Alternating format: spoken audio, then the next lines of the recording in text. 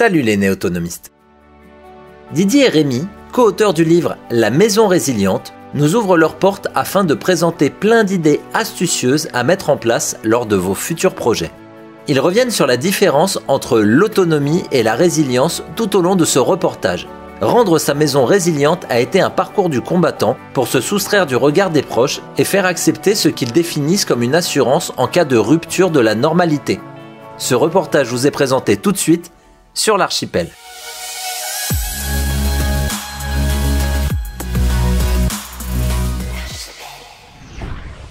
Didier, Rémi, bonjour. Bonjour. Vous êtes co-auteur aux éditions Terran de La Maison Résiliente. Alors je suis venu vous voir parce que ça correspond un petit peu quand même à l'autonomie et puis la résilience, on en avait déjà plus ou moins parlé. Rémi, on t'a déjà vu dans une vidéo qui a pas mal cartonné sur la chaîne de l'archipel. Didier, on t'a déjà vu dans Mon potager plaisir, entre autres. Est-ce que vous pouvez vous présenter assez rapidement, parce que je sais que les gens vous connaissent quand même pour la plupart, et nous expliquer pourquoi Maison Résiliente et pas Maison Autonome, et pourquoi cette idée de livre? Allez, alors en 3 secondes et demie. Non, vas-y. Donc moi j'ai bossé dans les jeux vidéo pendant une vingtaine d'années. Au bout d'un moment, j'en ai eu marre d'être enfermé dans un bureau. Je me suis dit, je vais être maraîcher bio. Je le fais super résumé. Et donc voilà, on est revenu dans mon Cantal natal. Et puis ça fait maintenant 10 ans qu'on est installé, où je suis à mi-temps maraîcher, à mi-temps la chaîne YouTube, et puis à mi-temps la rénovation, parce que comme tu vas voir, c'est jamais fini. Ah mais ça c'est rassurant. C'est rassurant parce que finalement on s'aperçoit que même s'il y a des travaux en cours, l'essentiel c'est de se focaliser tout de suite sur les travaux les plus importants, les plus stratégiques, et puis on se dit le reste ça sera fait plus tard, un jour ou l'autre. Et ça fait combien de temps que tu as commencé ce projet? Ça fait une dizaine d'années, ça fait 10 ans qu'on a acheté ici. Ouais. Et c'est encore en travaux, bon c'est rassurant. Et c'est encore en travaux, mais plus on avance, plus on voit qu'il y a des choses à faire. Ah mince, tu confirmes Rémi? Pareil. Ah mince, ça fait combien toi ça fait 15 ans? Nous, ça fait 14 ans. Mais j'ai le même parcours en gros que Didier. Je viens aussi du monde de l'informatique. On avait avec ma compagne l'idée de créer un lieu résilient, donc c'est la fermette qu'on a déjà vue en vidéo. Je mettrai bien. Voilà. Et donc pareil, il y a aussi, comme Didier, on a cette volonté d'expérimenter tout le temps, donc c'est clair qu'en fait elles ne seront jamais terminées nos maisons. À chaque fois on se dit tiens, ce truc-là on n'a pas encore essayé, et puis ça on aurait pu faire mieux, etc. Mais genre tu recasses et tu refais ça peut... Ouais, ah, bien sûr, évidemment, ouais. Alors là on a une stratégie différente.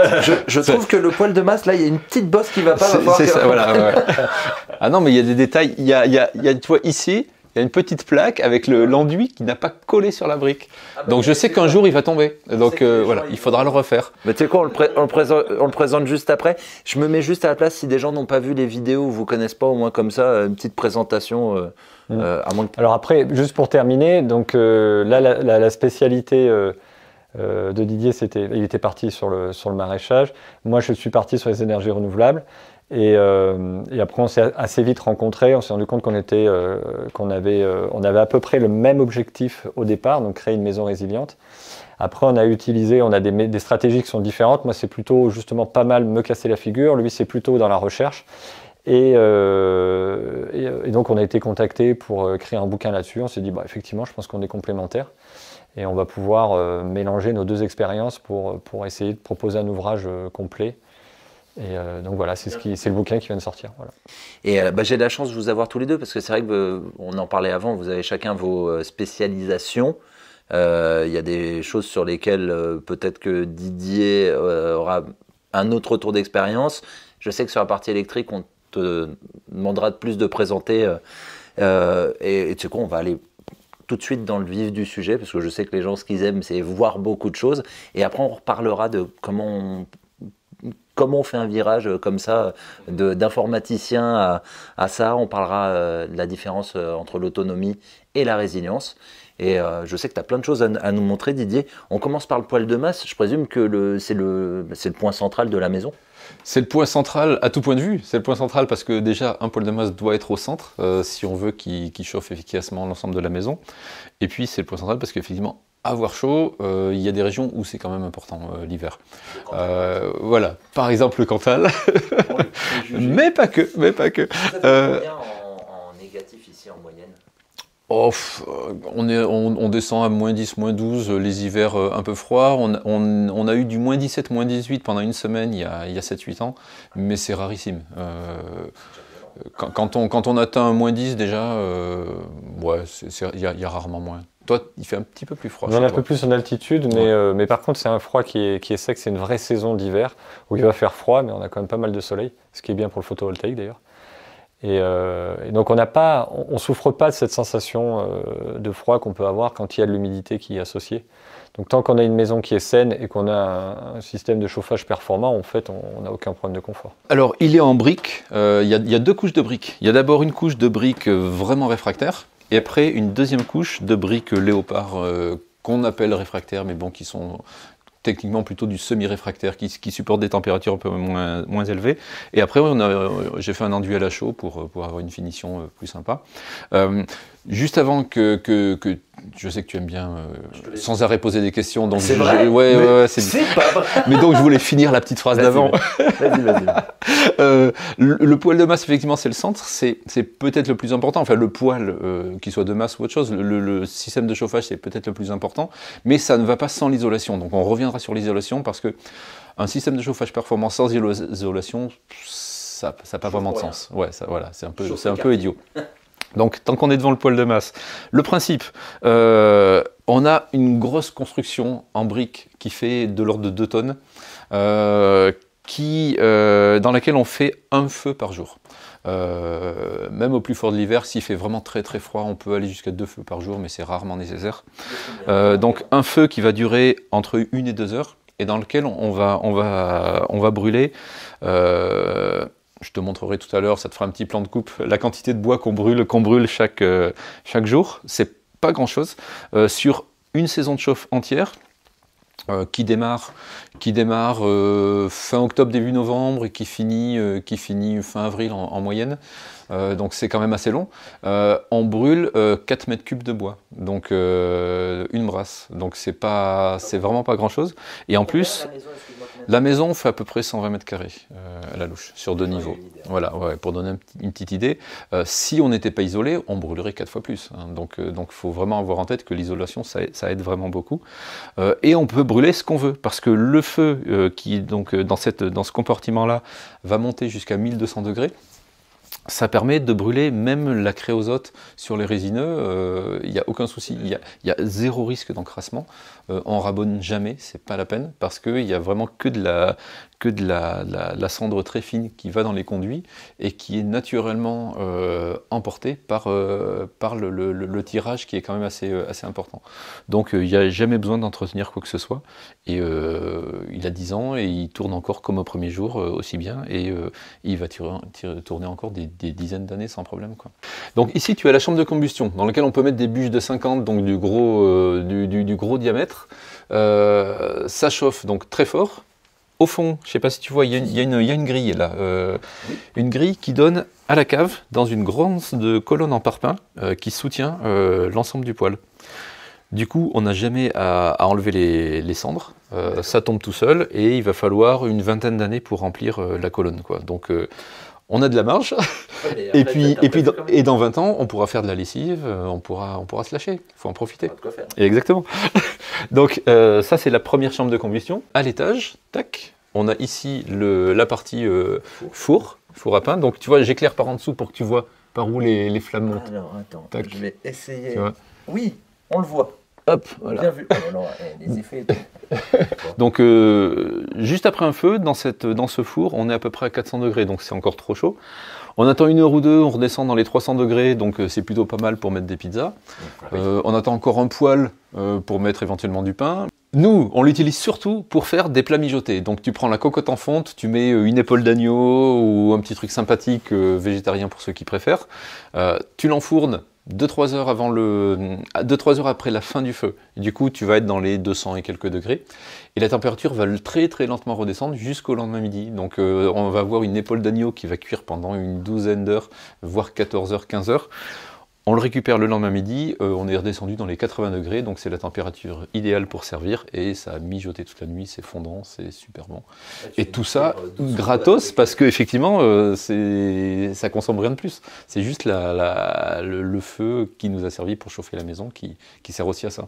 Et je vois en bas, c'est pour le tirage Et en bas, ouais, exactement. Ouais. On ouvre, quand on fait un feu, on ouvre en grand ici. Et donc du coup il y a une grosse arrivée d'air pour avoir beaucoup d'oxygène, et on a également ici d'autres arrivées d'air parce que les flammes, en fait, quand on fait vraiment un gros feu, les flammes passent carrément ici et vont jusque dans une troisième chambre de combustion qui est là, pour vraiment brûler tous les gaz qui sortent du bois. C'est pour ça que tu mets pas un truc, quand tu chauffes, que tu mets pas un plat, sinon ça doit cramer comme ça. C'est ça, tu le mets pas pendant, parce que pendant, tu es à 700-800 degrés probablement, quoi. Donc 1200 ici, donc ici c'est clair qu'on est encore aussi très très chaud. Ouais. Tu disais qu'il y avait une colonne, elle soutient aussi, parce que ça doit faire sacrément du poids là. C'est ça, ouais, il fait 2 tonnes, donc effectivement il y a une grosse colonne en parpaing à bancher, ferraillée à chaque niveau, la dalle qui est là et la dalle qui est au rez-de-chaussée. C'est des dalles de 20, un peu plus de 20 cm avec double ferraillage pour avoir quelque chose qui ne bougera pas, quoi, au fil des dizaines d'années, quoi, forcément. Et parce que je sais très bien que les gens, tu l'as construit toi-même? Alors, on a fait faire... ça peut se construire toi-même, mais c'est super technique. En gros, il y a une première couche de briques dont je te parlais tout à l'heure, qui est en briques réfractaires et qui, là, est super technique parce que c'est des joints qui font moins d'1 millimètre. Les découpes doivent être parfaitement précises et il faut gérer.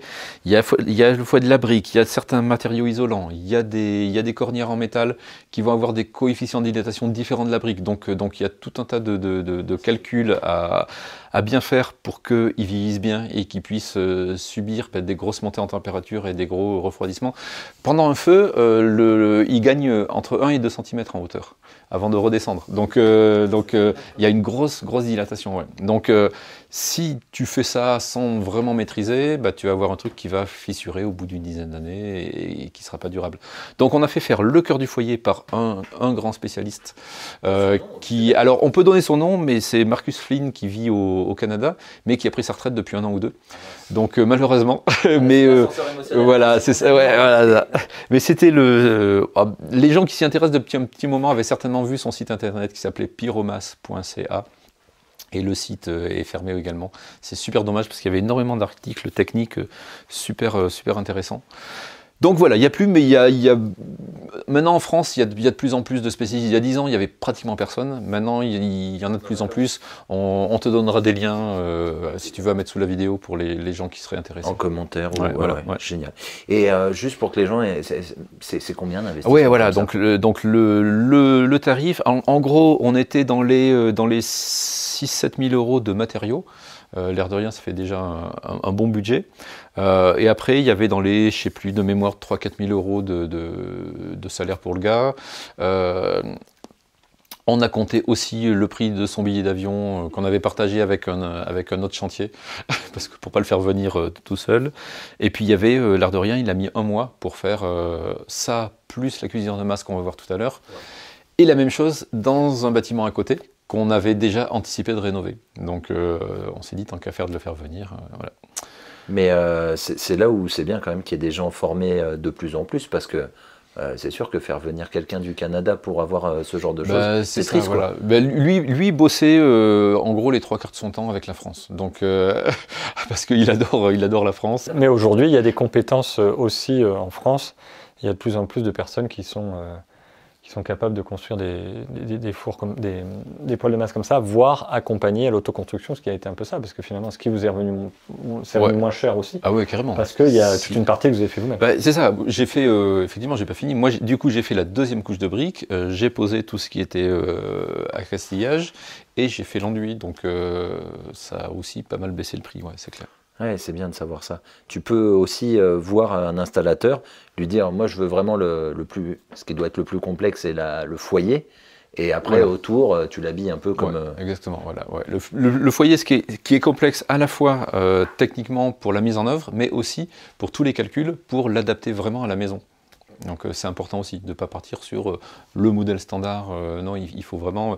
Tous les gars qui maîtrisent les poêles de masse sont capables de calculer la bonne taille par rapport à ta maison, ton isolation, etc. Hein, c'est top. J'en vois pas beaucoup encore dans les maisons que je visite.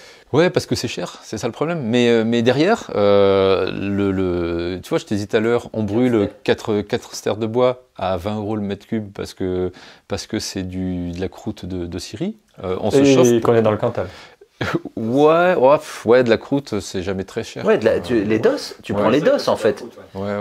Tu récupères ce qui est du déchet pour les Exactement, uns. voilà. Ça, et du coup, on se chauffe pour 80 € par an, quoi. Donc, les 12 000 €, sur 10, 15, 20 ans maximum, ils sont amortis, quoi, largement. Et puis même de toute façon, quelqu'un qui va partir sur un chauffage central, par exemple, avec des radiateurs et une chaudière bois-bûche, parce qu'on parle de résilience, donc on va évidemment pas faire la promotion du fioul. Un système chauffage central complet avec le stockage d'eau, etc., on va arriver aussi à ces prix-là. Et là, on va avoir c'est ce que j'ai chez moi, hein, mais là, on va avoir de la fragilité, moins de durabilité. Là où le poêle de masse, il y en a qui se sont installés depuis très très longtemps, surtout en Europe de l'Est. On sait très bien qu'on n'a aucun problème de durabilité. Et puis ça fait une plus-value pour la maison aussi, parce que souvent on voit combien ça coûte. Alors après, quand on s'installe dans une optique d'autonomie et de résilience, on ne cherche pas forcément à revendre la maison à la fin. Mais voilà. Après, un petit poêle à pas cher, à quelques centaines, voire 1000, 2000 €, ça marche aussi pas mal du tout. Mais bon, ça sera pour une maison en général plus petite. Et puis, ça ne sera pas le même confort d'utilisation derrière. Ça va consommer plus de bois. Et puis, voilà, ça ne fera pas forcément four. Et le confort de vie derrière, là, on a une température qui, tout au long de l'hiver, va être aux environs de 30 degrés, la température extérieure, parce qu'avec cette masse énorme, ça lisse parfaitement la courbe des températures émises par le poêle. Donc, on fait un feu qui dure 1 heure ou 2 par 24 heures, mais tout au long des 24 heures, la température extérieure du poêle reste la même. Donc on a un super confort.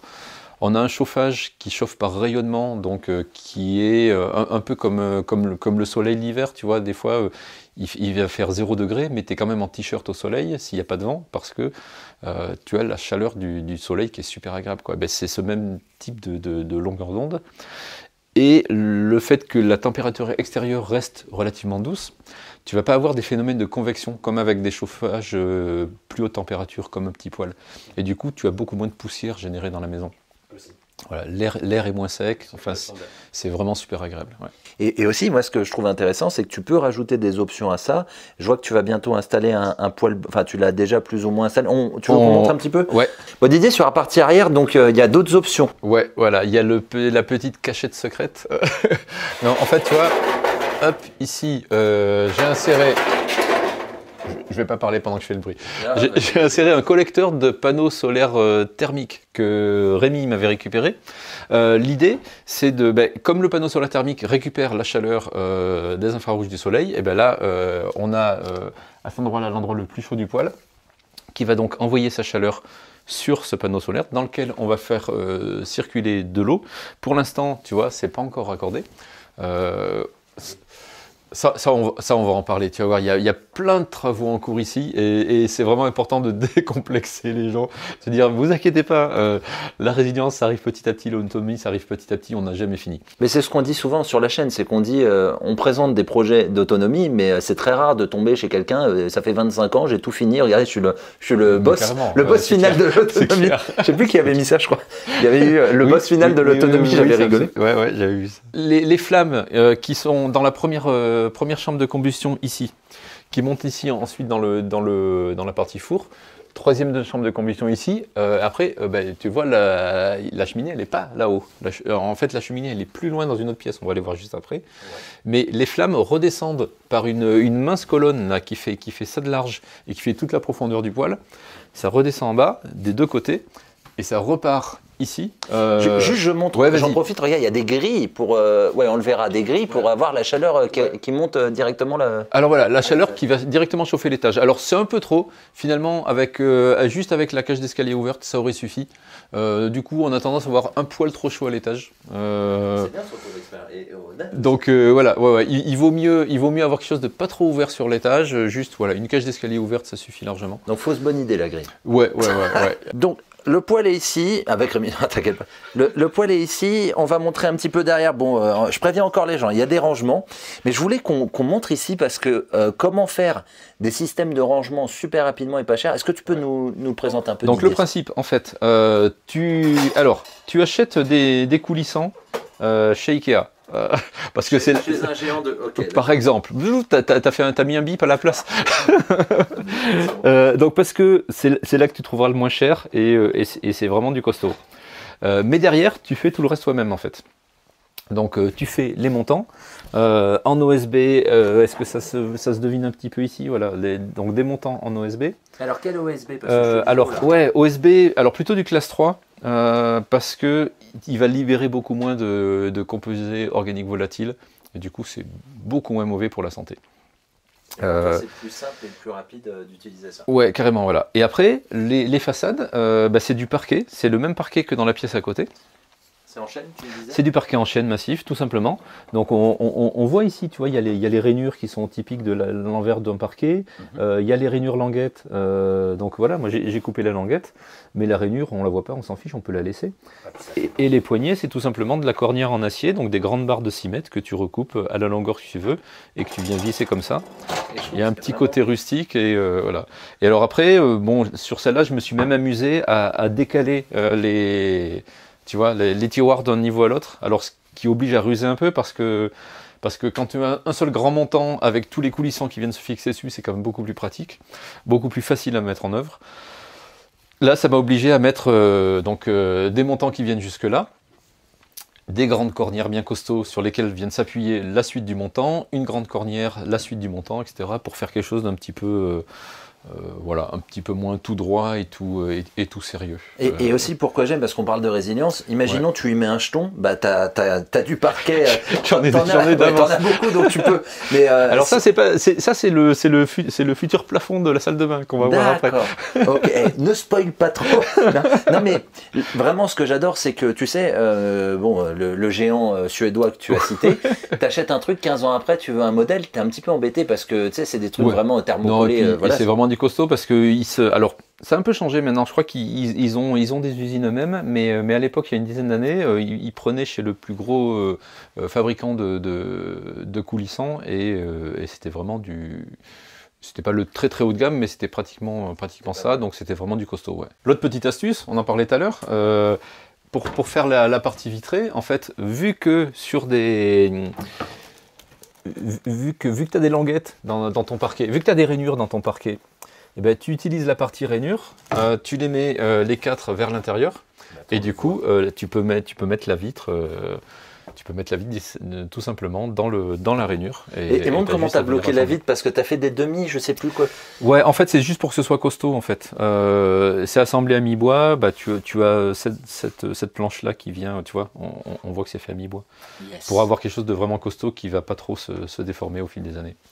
Mais bon voilà, moi j'aime bien le côté roots. Alors Rémi est beaucoup plus pointilleux je sais pas si tu as filmé des gros plans chez lui, c'est vraiment impressionnant. Ouais, c'est vraiment le travail. Ah non mais justement avec 2 objectifs complètement différents, moi c'est du rapide. Alors je suis quand même perfectionniste, mais c'est plus important d'aller vite que d'aller jusque dans le souci du petit détail qui sera parfait. Si au bout de 10 ans, tu n'as fait qu'un seul truc, que c'est magnifique, mais qu'après il faut chauffer. Ah ouais, mais lui, c'est un bosseur et c'est magnifique tout en ayant fait plein de trucs. Mais il a 15 vies,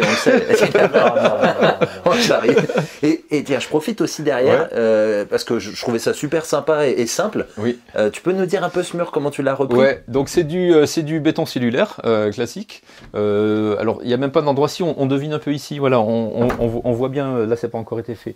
Les plaques de béton cellulaire qui ont été assemblées avec la colle spéciale. Ouais. Et en fait, quand tu as un fond de colle, eh ben, tu l'utilises pour faire de l'enduit et ça marche tout aussi bien, quoi. Et c'est pas mal. Voilà. Bien sûr, toilettes sèches. Bon, les toilettes, à chaque fois, je filme pas spécialement. Comme chez tout le monde, c'est même pas original. Ouais, alors, maintenant, oui. Mais alors, voilà, pourquoi on a fait le choix des toilettes sèches? Bon, les gens le savent un peu, mais c'est déjà pour avoir besoin de beaucoup moins d'eau courante. C'est c'est une des deux raisons principales. Et l'autre, c'est de ne pas gaspiller tous ces précieux excréments qui sinon partent et sont perdus, quoi. C'est un maraîcher qui parle. Et alors c'est un maraîcher qui parle, mais qui ne l'utilise pas pour le maraîchage, parce que pour plusieurs raisons. Déjà, je suis en bio, donc le cahier des charges bio, j'ai pas vérifié, mais ça m'étonnerait beaucoup que ça autorise d'utiliser des excréments humains. Et puis, même si c'était autorisé, je pense qu'il y a beaucoup de mes clients qui ne seraient pas forcément super fans de savoir que je les utilise au potager. Ah, pourtant, tu donnes le meilleur de toi-même. Exactement. Et du coup, on le fait composter. Et on utilise après ce compost pour mettre au pied de la haie.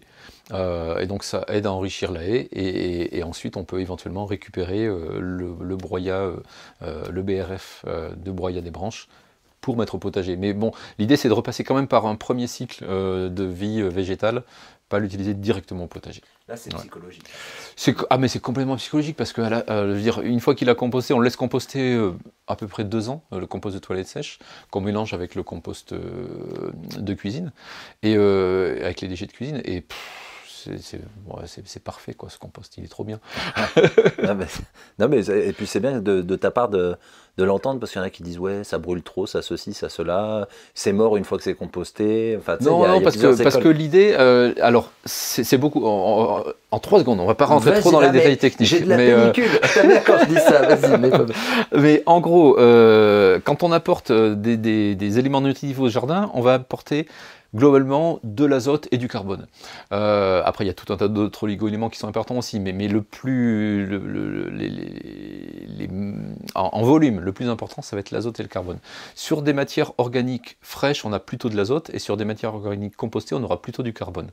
Et donc, si on apporte des matières organiques fraîches, ça va être pour nourrir très rapidement les plantes potagères. Si on amène du carbone, ça va être pour nourrir la vie du sol, qui à son tour nourrira nos plantes potagères. Et du coup, apporter quelque chose qui sera plus composté, qui sera donc plus riche en carbone, c'est pas forcément aberrant, parce que c'est justement dans une optique de nourrir la vie du sol, qui nourrira les plantes derrière. C'est plus dans la longueur. Exactement, c'est ça, c'est plus dans la durée. Ouais. Ah ben, tu vois, j'adore ces petites apartés. J'aime beaucoup. On filme. Alors, comment on peut. Attends. Bon voilà, de l'autre côté. Il faut le dire, voilà. mais ça a son importance, et je trouve ça génial. Voilà, exactement. Alors, c'est pas rangé du tout, comme beaucoup de choses chez nous. Mais on devine, si je gratte un peu ici, on devine ici quelques terres cuites.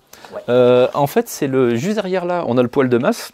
Donc les fumées du poêle de masse arrivent par ici, par en dessous, passent dans ce banc, alors qui aurait pu être pour s'asseoir. Il y a beaucoup de gens qui l'utilisent pour s'asseoir, et c'est super agréable. Nous, on a choisi de mettre la penderie au-dessus, parce que du coup, pendant tout l'hiver, on part avec des vêtements qui sont bien chauds. Alors quand je dis bien chauds, ils vont être entre 20 et 30 degrés, mais ça suffit largement à avoir, plutôt que des vêtements dans un cellier à 10 degrés, c'est beaucoup plus agréable de partir avec un vêtement qui est déjà bien tiède, quoi. Et les fumées continuent à venir jusqu'ici. Et elle monte ici dans la cheminée. Elle est là, la cheminée. Qui remonte, voilà, la cheminée est ici, hein, et monte pour ressortir en haut du toit. Il y a, tac, je ne sais pas si ça aide beaucoup, un petit peu. Ouais, allez. Petite poignée ici, je te montrais avant qu'on filme, pour faire bouger une petite trappe qui va être soit dans cette position, soit verticale. Donc en tout début de saison, quand le poêle est encore un peu froid, que le tirage n'est pas forcément super bien, on va mettre en position ouverte, et du coup les fumées vont monter directement et il y aura un bon tirage. Et un peu plus tard dans la saison, mais au bout déjà 2-3 fois ça suffit, on va la pousser, et pendant tout l'hiver ça reste poussé. Et les fumées vont partir ici, tourner ici dans cette cloche entre guillemets en briques, et repartir là, et donc vont accumuler de la chaleur dans cette zone-là. Alors on ne sera jamais super chaud, parce que là on est déjà encore descendu un petit peu plus en température, mais ce truc-là, pendant toute la saison, il est entre 20 et 30 degrés, et donc ça suffit largement pour maintenir la salle de bain à une température super agréable, quoi. Ouais.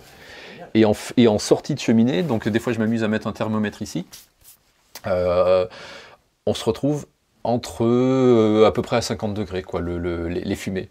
Elle démarre à 1200. Loin, ouais. Elle démarre à 1200 dans la chambre de combustion, et tout le différentiel entre 1200 et 50 est accumulé dans les briques tout au long du parcours, quoi. Tu m'étonnes qu'à 1200, même les résineux et tout, c'est désintègre. C'est ça, même la résine elle brûle, tous les gaz brûlent en faisant attention de bien faire un allumage par le haut, mais ça t'en as déjà parlé plusieurs fois, donc on va peut-être pas revenir dessus.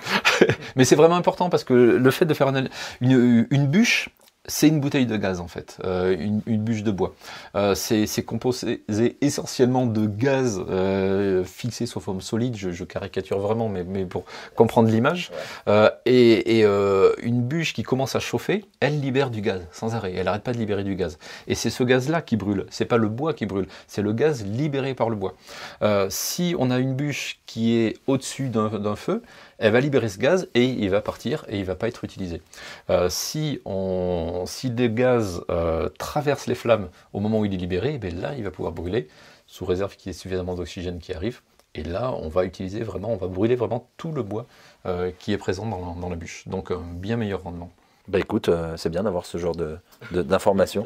Mais là, on va te voir, c'est bien, non? Non, je fais voir. Ah merde, faut encore que... Attends, je rentre le bide.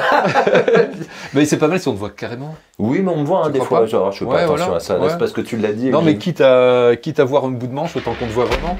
Mince, bon, vas-y, je pose, je rentre le... Donc, un vieux miroir pour lequel j'ai fabriqué un cadre. Il y a du rangement. Un cadre en acier, et du coup ça fait du rangement, mais donc qui prend pas de place, c'est pratique. Et alors effectivement, Rémi a pensé à le souligner, pour fermer donc la porte, les plus informaticiens d'entre vous auront reconnu, les geeks, c'est un aimant de disque dur en fait. C'est super puissant les aimants de disque dur, et c'est vraiment très pratique. C'est tellement puissant que j'ai même dû rajouter une petite mousse pour que, une fois fermée, la porte ne soit pas collée contre, sinon on n'arrivait pas à la découvrir. Il fallait limite le pied de biche pour l'ouvrir. Alors que là, voilà, une petite mousse pour mettre juste la bonne épaisseur et faire en sorte que, et donc le même en bas, et faire en sorte de pouvoir le fermer et l'ouvrir. Et puis effectivement, ça se voit pas, ça fait un gros rangement qui prend pas de place du tout. Ouais. C'est génial. Et puis il y a de la résilience. Tu réutilises des choses qui à la base ne servaient plus. Je pense que ça doit être un vieux disque dur, ça doit être ceux qui faisaient du bruit. Oui, c'est un qui ne servait plus, je te rassure. Non, mais les gros là, tu sais qu'ils faisaient. Maintenant on est en SSD, donc c'est. Non, en fait c'est un relativement petit, mais à la déchette il y en a tous les jours des disques durs comme ça. Donc. Mais surtout quand on voit un disque dur comme ça, il faut le récupérer. Et dedans il y a principalement que ça d'ailleurs à récupérer dans un disque dur. Il y a un petit moteur, mais qui est assez compliqué. Et un miroir. Un miroir. Ouais, j'allais dire le disque en lui-même, ça fait un miroir de très belle qualité, qui peut être utile, qui est solide. Je l'ai appris hier ça. Non, mais, alors, si, petit parenthèse, le miroir du disque dur c'est génial parce qu'il y a un trou au milieu. Pourquoi c'est bien? Parce que quand tu veux faire un trou parfaitement perpendiculaire dans un mur, tu colles avec un bout de scotch, tu mets ton miroir de disque dur et tu perces au milieu. Et avec le reflet, c'est beaucoup plus facile d'aligner le reflet de la mèche avec la mèche elle-même. Et du coup, tu es sûr que tu es parfaitement perpendiculaire. C'est génial, ben ouais. C'est super pratique. Ne jetez plus vos disques durs. Ça sert à tout. Non mais tu vois, c'est ce que j'aime le plus dans les techniques de gens qui ont testé des choses, c'est qu'il y a toujours des choses que je suis sûr que là, même des gens qui sont bien avancés dans des maisons, ils vont se dire, mais le disque dur, quoi, j'en ai acheté 15 ces 15 dernières années, on peut s'en servir. C'est chouette. Ah ouais, ça sert à tout. Et là, après, tu réutilises... Voilà. Donc là, encore le même principe. Pardon? Non, je pensais que le mur chauffant, voilà, c'est quand même original. Ouais. Et donc là, on voit un petit tuyau ici. Et on voit que le vrai mur, en fait, il est là derrière. Donc, quelle est cette épaisseur d'une quinzaine de centimètres qui vient par-dessus? Voilà. En fait, d'ici, de ce bout de mur jusqu'au fond, la douche, donc on a 1 mètre, un deuxième mètre dans la douche, sur 2 mètres de haut, en gros on a 4 mètres carrés. On a un serpentin en multicouche. En multicouche, merci. Serpentin en multicouche. Alors pourquoi du multicouche? Parce que ça résiste bien aux températures un petit peu élevées, et puis surtout c'est très facile à cintrer. Pour avoir donc là on a un truc tous les 20 cm, il y a une boucle qui revient. Ouais, spirale ou pas. Ouais, non, c'est pas vraiment Ouais. spirale. Non. Ouais, donc paf, hop, on coupe. Je cherche le terme. Tous les 20 cm, il y a une longueur. Voilà, il y a un petit virage à 180, et puis ça repart sur une autre longueur, avec une légère pente sur chaque aller-retour. Pourquoi légère pente? Parce que donc c'est l'eau chaude qui vient des panneaux solaires qui passe là-dedans. Panneaux solaires thermiques, pas les photovoltaïques, mais ça tourne en thermosiphon. Il n'y a pas du tout, il n'y a pas la moindre pompe qui fait tourner tout ça. Et du coup, il faut toujours avoir au moins une légère pente pour éviter d'avoir de bloquer le thermosiphon et pour éviter qu'il s'arrête. On fera un petit On ira voir le petit panneau, on ira voir les panneaux dehors, quoi. Mais donc voilà, l'intérêt de ça, c'est que même en plein hiver, ça tourne. Et du coup, une journée ensoleillée en hiver, on prend la douche ici en fin de journée, le mur il est chaud, mais il est entre 30 et 40 degrés. Ah oui. Tu t'appuies, tu le sens vraiment chaud, quoi. Donc tu prends une douche, dans la douche. Donc dans la douche, tu prends une douche en t'appuyant à un carrelage qui est chaud. Ça arrive jamais. Donc c'est super agréable, quoi. C'est vraiment trop bien. Bon, c'est à prévoir dès la construction, mais ouais, c'est ça. Alors pas forcément, tu vois. Là c'est une maison qu'on a retapée. Et alors c'est à prévoir effectivement avant de commencer à faire, faire la. Surtout que techniquement, il faut que les capteurs thermiques soient plus bas que le mur. Et oui, parce que ça remonte. Parce que pour le thermosiphon, il faut que ça remonte. Ouais. Ouais. Donc ça, on peut pas mettre ça partout, quoi. Je voulais qu'on aille un petit peu sur un sujet. J'ai souvent des abonnés qui m'écrivent en mode ouais, je veux me fabriquer une maison en container, une maison enterrée, une maison. Mais bon, vous, tous les deux, vous avez des maisons anciennes et ça apporte quand même son lot de choses intéressantes. Est-ce que vous avez des choses à nous raconter là-dessus? En fait, il y a des avantages et des inconvénients dans les deux options. On sait que si on part sur un projet neuf, on va avoir une maison qui sera très efficace. Alors sur une rénovation, on va se battre sur certains points, notamment ici la lumière, on va en reparler, mais aussi la partie chauffage, on sait que ça va être un peu plus compliqué. Donc là, Didier est parti sur une isolation par l'extérieur, donc il a plus d'efficacité, mais quand on ne peut pas le faire, ça peut être très compliqué. Par contre, il y a un gros avantage à la rénovation, c'est que c'est un lieu qui a été résilient déjà. Quand on prend toutes les fermes il y a 60 ans, elles étaient résilientes. Donc on sait qu'il y a un certain nombre de choses qu'on ne va pas avoir besoin de reconstruire et qui sont déjà en place. Donc ça va être souvent la partie végétation où on a encore, si on a de la chance, on a encore le verger, on a encore les haies, on a un espace de potager qui a été un potager avant. Et puis on a tout ce qui est les annexes. Quand on fabrique une maison, on ne va pas se dire bon, je vais garder la moitié de mon budget pour me construire un bâtiment de stockage à côté. En général, qui est important. Et qui est pourtant hyper important. Et on a besoin de ça parce qu'en fait, si on part dans un objectif d'autonomie, il y a un moment où on va surproduire. Et donc, il va falloir transformer, conserver, puis aller mettre ça dans un lieu de stockage. Souvent, dans les maisons, dans les anciennes maisons, enfin même pas souvent, quasiment toujours, il y avait une cave, alors que quand on construit une maison aujourd'hui, on ne pense pas à mettre une cave. Et c'est primordial, il faut avoir un endroit qui soit au frais et plutôt accessible facilement, et donc c'est ce qu'a fait Didier ici. Alors avant de montrer la cave, Didier, est-ce que tu peux nous expliquer comment tu as gagné un peu en lumière et pourquoi les toilettes sèches, ça s'est avéré utile ici? Est-ce que tu peux nous le présenter? Je vais mettre là. Parce que donc voilà, une vieille maison, il y a très peu d'ouverture. Là tu vois, c'était une porte pas vitrée. Ici, il y avait une petite fenêtre, et puis là-bas, c'était une fenêtre, hauteur normale. Donc le sud est par là, et puis on a rajouté des dalles de verre à l'étage et un escalier le plus ouvert possible pour pouvoir récupérer un maximum de lumière. Les dalles de verre, pareil, c'est de la récup. En passant devant chez le vitrier, devant chez le vitrier, en fait, il y avait ça. Et c'était deux grandes vitres de, je sais plus, 1,20 m par 60, quelque chose comme ça.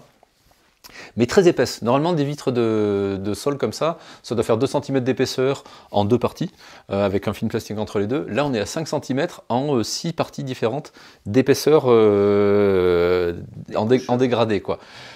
Et dessus, il y avait un petit autocollant « Bienvenue Banque de France ». Donc en fait, c'était la Banque de France à Aurillac, ils ont changé. C'est du verre qui est carrément par balle. Donc on peut marcher dessus, là, il n'y a aucun risque. Et ils jetaient ça, et c'est un truc comme ça, mais je n'ose même pas imaginer le prix, quoi. On est à plusieurs milliers d'euros, quoi. Donc voilà, la récup, ça a du bon. La récup, ça a du bon. Et ça te permet donc de rajouter de la lumière. Alors ça permet voilà, de faire rentrer plus de lumière dans cette pièce-ci, et puis ça permet aussi, quand on est arrivé dans la maison, nos filles avaient 8-10 ans, leurs chambres sont à l'étage, et donc ça permettait de toujours avoir un petit œil sur eux. Il n'y a pas vraiment, tu vois, cette séparation entre les deux étages. Les deux étages font qu'un presque, parce que visuellement, on gardait toujours le contact, quoi. Et ça, c'est super sympa aussi. Ouais, c'est sympa. Et alors toi, tu me disais, attends, je ne sais pas toujours comment me placer pour la lumière, tu me disais par rapport à ça aussi, c'est assez pratique d'être en toilette sèche par rapport aux anciennes maisons. Ouais, tu vois la porte au-dessus là ouais. En fait, c'est les toilettes sèches. Donc, avant, il n'y avait pas de toilettes du tout. On s'est dit, il faut des toilettes à l'étage. Et c'était ici le plus pratique. Le problème, c'est que si on était parti sur des toilettes à eau, classiques, là, on aurait un joli tuyau d'évacuation qui traverserait le séjour, qui partirait je ne sais pas où, parce qu'il y a des murs vraiment épais. Ça aurait été vraiment galère à mettre en place. Là, toilette sèche, tu ne te poses même pas la question. Tu n'as aucun point d'eau à avoir. Et puis les toilettes sèches, il ne faut vraiment pas avoir peur des odeurs. Il y a, je veux dire, comme des toilettes normales, si on y va 5 minutes après, effectivement, il y a une odeur. mais c'est tout. L'urine un peu quand même. L'urine, je trouve que alors, ça... l'urine, ça va sentir si tu mets pas de sciure. Si ça reste sous forme liquide pendant plusieurs heures, il va y avoir formation d'ammoniac qui va libérer d'ammoniac liquide, qui va libérer du gaz ammoniac, et c'est ça qui sent vraiment très fort.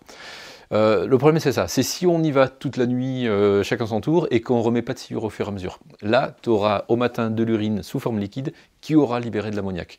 Si tu remets de la sciure au fur et à mesure et qu'il n'y a jamais de liquide visible, tu n'auras pas du tout cette odeur, et du coup, ça sera parfait. J'aime bien avoir ce genre de retour, voilà, parce que c'est des détails importants. Ouais. Et pas n'importe quoi comme sciure aussi. La plus fine possible, déjà, c'est important pour bien absorber. Et après, vaut mieux éviter le tanin. Moi, je travaille du bois, je travaille beaucoup le chêne et le châtaignier, donc c'est que du tanin. Et effectivement, dans mes toilettes, puis surtout, moi, c'est plutôt du copeaux, parce que c'est de la dégo et pas trop de la scie circulaire. Et effectivement, mes toilettes ne sont pas aussi efficaces qu'ici, parce que je veux utiliser ma sciure, et il y a plus de problèmes d'odeur. Mais bon, du coup, mes toilettes sont dehors. Sur quel genre de bois, tu disais justement? Sur le chêne, tout ce qui est du tanin, donc chêne et châtaignier. Ouais. Ok, et ça peut avoir tendance. C'est moins efficace, ouais. D'ailleurs, je le vois quand je travaille du résineux, tout de suite, j'ai une différence. Ce serait bien d'avoir des copeaux d'eucalyptus, ça sentirait mieux. Alors du cèdre, une fois j'ai mis du cèdre, ça a une petite odeur sympa. Toute cette pièce-là, il y a la cave qui fait la même surface à l'étage en dessous. Et donc, une trappe, effectivement, on en parlait tout à l'heure, c'est super important de pouvoir accéder au lieu de stockage sans sortir de la maison, quoi. Ça tient tout seul là? Ça tient tout seul, tu l'arrêtes où tu veux, ça tient. Parce qu'il y a un vérin électronique super résilient, super sophistiqué. On va le filmer. Allez, on va voir en bas. En fait, la trappe est reliée à une ficelle et un jerrycan qui fait juste... En fait, pourquoi un jerrycan plutôt qu'un poids fixe? Parce que... tu le remplis exactement avec la quantité d'eau que tu veux pour équilibrer parfaitement. Et du coup, tu peux le soulever la trappe sans forcer.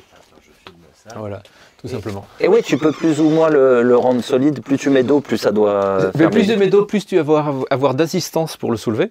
Donc ça sera plus facile à soulever, mais si tu en mets un peu trop, ça aura même tendance à légèrement, tu vois des fois un coup de vent qui s'engouffre à la cave et ça a tendance à soulever la trappe. Donc l'idée c'était vraiment de le régler pour que ce soit légèrement lourd à soulever, mais que ça reste quand même jouable. Et le petit, le petit bout qui pendouille là, c'est juste pour pas se prendre parce que quand on passe, on a tendance à se cogner, c'est juste au mauvais endroit. Donc c'est juste pour pas se cogner. Bon Rémi, sur la partie électrique, je vais te demander un petit peu de nous présenter. Juste une chose, je vois qu'il y a du bleu, on doit être sur Victron, je sais que tu en avais dit du bien sur la première vidéo. Est-ce que encore en 2022, Victron, c'est bien? Ouais, c'est du bon matériel, moi j'en suis très satisfait, j'ai eu très peu de soucis avec ce type de matos. Et surtout, c'est du matos qui est évolutif. On sait qu'on va pouvoir enlever le régulateur s'il y a un souci. Et il y a un SAV qui est franchement correct. Il y a combien de panneaux photovoltaïques reliés à ça et il y a combien de bois de crête en tout? Alors pour l'instant, l'installation n'est pas terminée, mais à terme, je ne sais même plus à combien on va être exactement. Pour l'instant, il y en a 10 et on arrivera à 15. De 120 watts. d'accord. 120 watts. C'est beaucoup, j'en ai déjà parlé dans la vidéo précédente, mais c'est beaucoup de la récup. Là, on voit, ça c'est Didier qui a dû récupérer cette étagère, je ne sais pas où, à la déchetterie, voilà. Donc c'est comme toujours, les panneaux c'est pareil, c'est de la récup. Bon là par contre les onduleurs c'est du neuf, parce que l'onduleur régulateur c'est du neuf, ça c'est assez difficile de faire de la récupération là-dessus. Didier lui, il est parti dans l'objectif d'avoir une maison qui consomme très peu et qui peut même fonctionner sans électricité, donc ce qui est un challenge, c'est chouette. Du coup on n'est pas obligé de passer sur une très grosse installation, c'est pour ça que le parc de batterie n'est pas énorme d'ailleurs. Alors je coupe tout de suite parce que les gens vont dire ok, une maison sans électricité, on peut le voir par rapport au poêle. Par exemple, pour remonter de l'eau, tu fais comment? Ouais, alors voilà, par exemple là il y aurait besoin d'électricité pour une pompe, mais il y a des pompes à main. Mais voilà, Didier y a pensé, il a une pompe à main. Pour les pompes, il y a le plan B ou C ou D, parce que allez, j'avais justement ça à la main. Alors, je dirais c'est pas le plan B, ça c'est le plan D ou E, parce que entre temps, il y a tout un tas d'autres options. On en parlera tout à l'heure. Des pompes, par exemple, des vieilles pompes. Eh ben, il y a des vieilles pompes. Alors, pas forcément des vieilles, mais tu vas voir qu'il y a tout un tas de pompes intermédiaires avant de passer à la pompe à main. Ça, c'est pompe à main. Ouais. Et on va détailler tout à l'heure. Ça remonte aussi où que tu veux en fait. Tu pompes. C'est en aspiration que tu as une limite sur les pompes. Et ce modèle-là chez Nira, on le retrouve dans tous les forums autonomie. C'est un super modèle qui est entièrement démontable. Et avec toutes les pièces détachées, notamment les joints. Il faut prévoir des stocks de joints parce que ça vieillit forcément plus mal les joints, quand ça finit par se fendiller, se craqueler. Et juste avant qu'on reprenne pour l'électricité, ça vaut combien à peu près une pompe comme ça? Je savais que tu allais demander, je sais plus. Bon on regardera, bon, c'est pas grave. C'est quoi, une centaine d'euros, un truc comme ça? Un peu plus, ouais. Un petit peu plus, mais bon, c'est quand même quelque chose à avoir quand on veut une certaine résilience, parce que s'il n'y a plus d'électricité... Ça, c'est un système qui a été branché sous une forme hybride, c'est-à-dire qu'il y a encore le branchement au réseau. Il va consommer en priorité ce qu'il produit localement, donc ces panneaux solaires. On l'a paramétré pour prendre 20% des batteries, pas plus. Et quand il y a plus assez, il va les prendre sur le réseau. Mais ce système peut passer automatiquement, uniquement sur son système de batterie, si jamais il n'y a plus de réseau. Faut qu'on raconte la petite anecdote là. Il y a une quinzaine de jours, on a une coupure d'électricité. Et je me dis, tiens, c'est bizarre, le système aurait dû prendre le relais. Donc on fait un point avec Rémi, il regarde sur ma consommation, et je m'aperçois que, donc on a eu 5 minutes de coupure, et je m'aperçois qu'en fait, des coupures, il y en avait eu 7 tout au long de la journée. En demandant après aux voisins, ils ont confirmé qu'effectivement, ils avaient eu 7 coupures pendant la journée qui duraient de 5 minutes à un quart d'heure. Le système avait parfaitement géré pendant tout ce temps-là, et c'est à la fin, on avait trop pompé dans les batteries, et donc pour sauvegarder les batteries, qu'on limitait à 80% il faut toujours qu'elles se plaignent au moins à 80% pour pas s'user trop vite. D'accord. C'est seulement à la fin qu'il s'est dit, là, je peux plus. Cette limite de 80%, je la respecte. Si vraiment on avait eu besoin, on aurait pu baisser la limite pour ne pas avoir de coupure. Mais pour dire que le système, c'est ça reste transparent, et le système avait parfaitement géré le coup, et on n'avait pas du tout été impacté par les 6 premières coupures. Ce qui en fait peut être considéré comme un inconvénient, et c'est pour ça qu'il m'a appelé, c'est parce qu'en fait il ne s'est pas rendu compte qu'il y avait une coupure, donc il a continué à utiliser ses plaques électriques. Alors que les plaques électriques c'est niette, on arrête dès qu'on a un problème. Alors, on ne doit pas avoir de résistance qui fonctionne quand on utilise sur les batteries, sauf en plein été. Et là, comme il s'en était pas rendu compte, parce qu'effectivement c'est trop transparent à la limite, et donc c'est pour ça qu'après on s'est dit peut-être on devrait activer des alarmes par SMS en disant attention, là vous êtes en mode off-grid, pour se dire ah oui non, je change ma méthode de consommation. C'était trop bien. On peut considérer que c'est trop confortable. C'est aussi ce problème, on l'a eu aussi parce qu'on a fait le choix de la résilience plutôt que de l'autonomie. Si on avait voulu être autonome, les batteries auraient accepté, on aurait paramétré pour que les batteries acceptent de se décharger plus qu'à 80%, et du coup on n'aurait pas eu de coupure. Là on a choisi justement de se limiter à 80%, en sachant que de temps en temps il y aurait peut-être des petits problèmes comme ça, mais parce que c'est pas très grave pour l'instant, on vit encore dans un monde parfaitement confortable. Mais l'idée, c'est d'avoir des batteries qui vont durer plus longtemps. Si on se met tout de suite en autonomie, on va davantage pomper dans les batteries, elles vont moins bien vieillir, et le jour où il y en aura vraiment besoin, on sera embêté. Elles marcheront plus, ouais. Elles seront trop usées. Ouais. Mais tu vois, on parle de résilience, là on est en plein dedans. Vous avez l'extérieur qui vous dit bah, ça marche plus, et bah, vous dites ah non, moi je continue à vivre, bon pas comme d'habitude puisque tu n'avais pas programmé comme il fallait, mais tu as été impacté parce que tu n'avais pas configuré comme il fallait, mais sinon tu n'aurais rien vu si tu n'avais pas eu cette limite de 80. Ouais, c'est juste que j'aurais dû prendre un installateur un peu plus doué, quoi. Le clash, c'est vrai que moi j'ai pas trop plan là. et paramétré pour qu'il y ait des SMS en disant attention, t'as plus de jus, attention. C'est vrai. Mais c'est une expérience intéressante. Juste une question, parce que vous parlez de batterie, je vais quand même les filmer comme ça. Oui, alors les technologies de batterie, donc il y a plein de technologies de batterie, on en reparlera sur une autre vidéo, je crois. Avec plaisir, mais là, juste celle-là. Et celle-là, alors ça, c'est une technologie de batterie qui s'appelle des OPZS. Elles ont un avantage, c'est qu'elles ont une durée de vie qui sont assez intéressantes. Un prix, bon, normalement, on parle en cycle, hein, mais vu l'usage qu'a Didier, normalement, il en a pour entre 15 et 18 ans avec ces batteries-là. Ah oui. Surtout que ça, c'est une très bonne marque. Vas-y, n'hésite pas à dire les marques. C'est OPK, c'est une marque, c'est une très bonne marque. Par contre, elles ont deux inconvénients, ces batteries. Le premier, c'est qu'il y a des émanations toxiques. Donc c'est pour ça que notamment, il a mis un couvercle dessus. Donc il faut être sur un endroit qui soit aéré. Donc là, c'est le cas. Hein. Ici, il y a une aération. Donc on va avoir une aération. Et quand il y a les éléments qui sont juste au-dessus, il faut faire attention parce qu'on risque d'avoir des émanations qui vont. Donc c'est pour ça que ce soit. Normalement d'ailleurs c'est fermé là, mais il faut pas qu'il y ait les émanations qui rentrent dans les onduleurs. C'est bon d'avoir ces infos. Ah ça c'est très important. Donc, OPZS, attention émanation. Attention émanation. Et il y a un entretien, contrairement au Pylon Tech dont tu parles, où il n'y a pas du tout d'entretien. Là il y a un entretien. Donc, ça veut dire qu'il faut remettre de l'eau déminéralisée de temps en temps. C'est pas forcément un problème. Surtout nous dans la résilience, on sait qu'on a énormément d'étapes et d'éléments à faire tous les jours. On doit s'occuper des toilettes sèches, on doit faire en permanence, on est en train de faire, il ne faut pas qu'on oublie ça, donc ça rentre dans les procédures de maintenance. Oui, parce que l'eau déminéralisée, c'est tous les jours qu'il faut en remettre. C'est vrai? Non, c'est une fois par an. Non, tu me fais... c'est une fois par an. Mais toi, tu veux faire peur aux gens. C'est de l'humour. Non, mais tu rigoles, mais va voir les commentaires. Mais tu ça au fou. Mais il faut bien avoir ça en tête. Par contre, par rapport à des Lyon, on en reparlera, là on a un impact écologique qui est bien moins important. Et donc il y a pas mal qui font le choix de ces batteries-là aussi pour ça. Mais ça, on le développera plutôt sur une autre vidéo qu'on fera ensemble. Je vais juste, il y a combien de cycles? Parce que tu me parlais en années, mais on est sur du quoi, 6000 cycles de mémoire, je ne saurais pas te dire.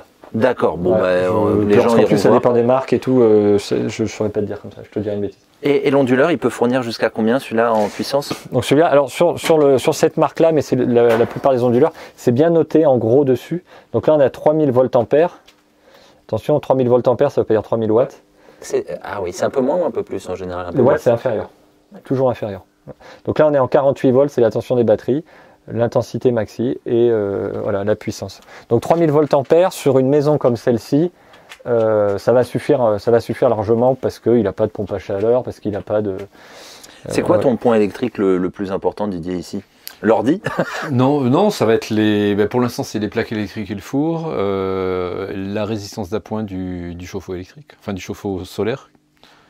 Ça va être ça. C'est toujours les résistances, de toute façon, la plus grosse consommation. L'un des avantages, là on l'a pas vu parce qu'il y a un dispositif au-dessus avec un petit écran, donc il peut voir.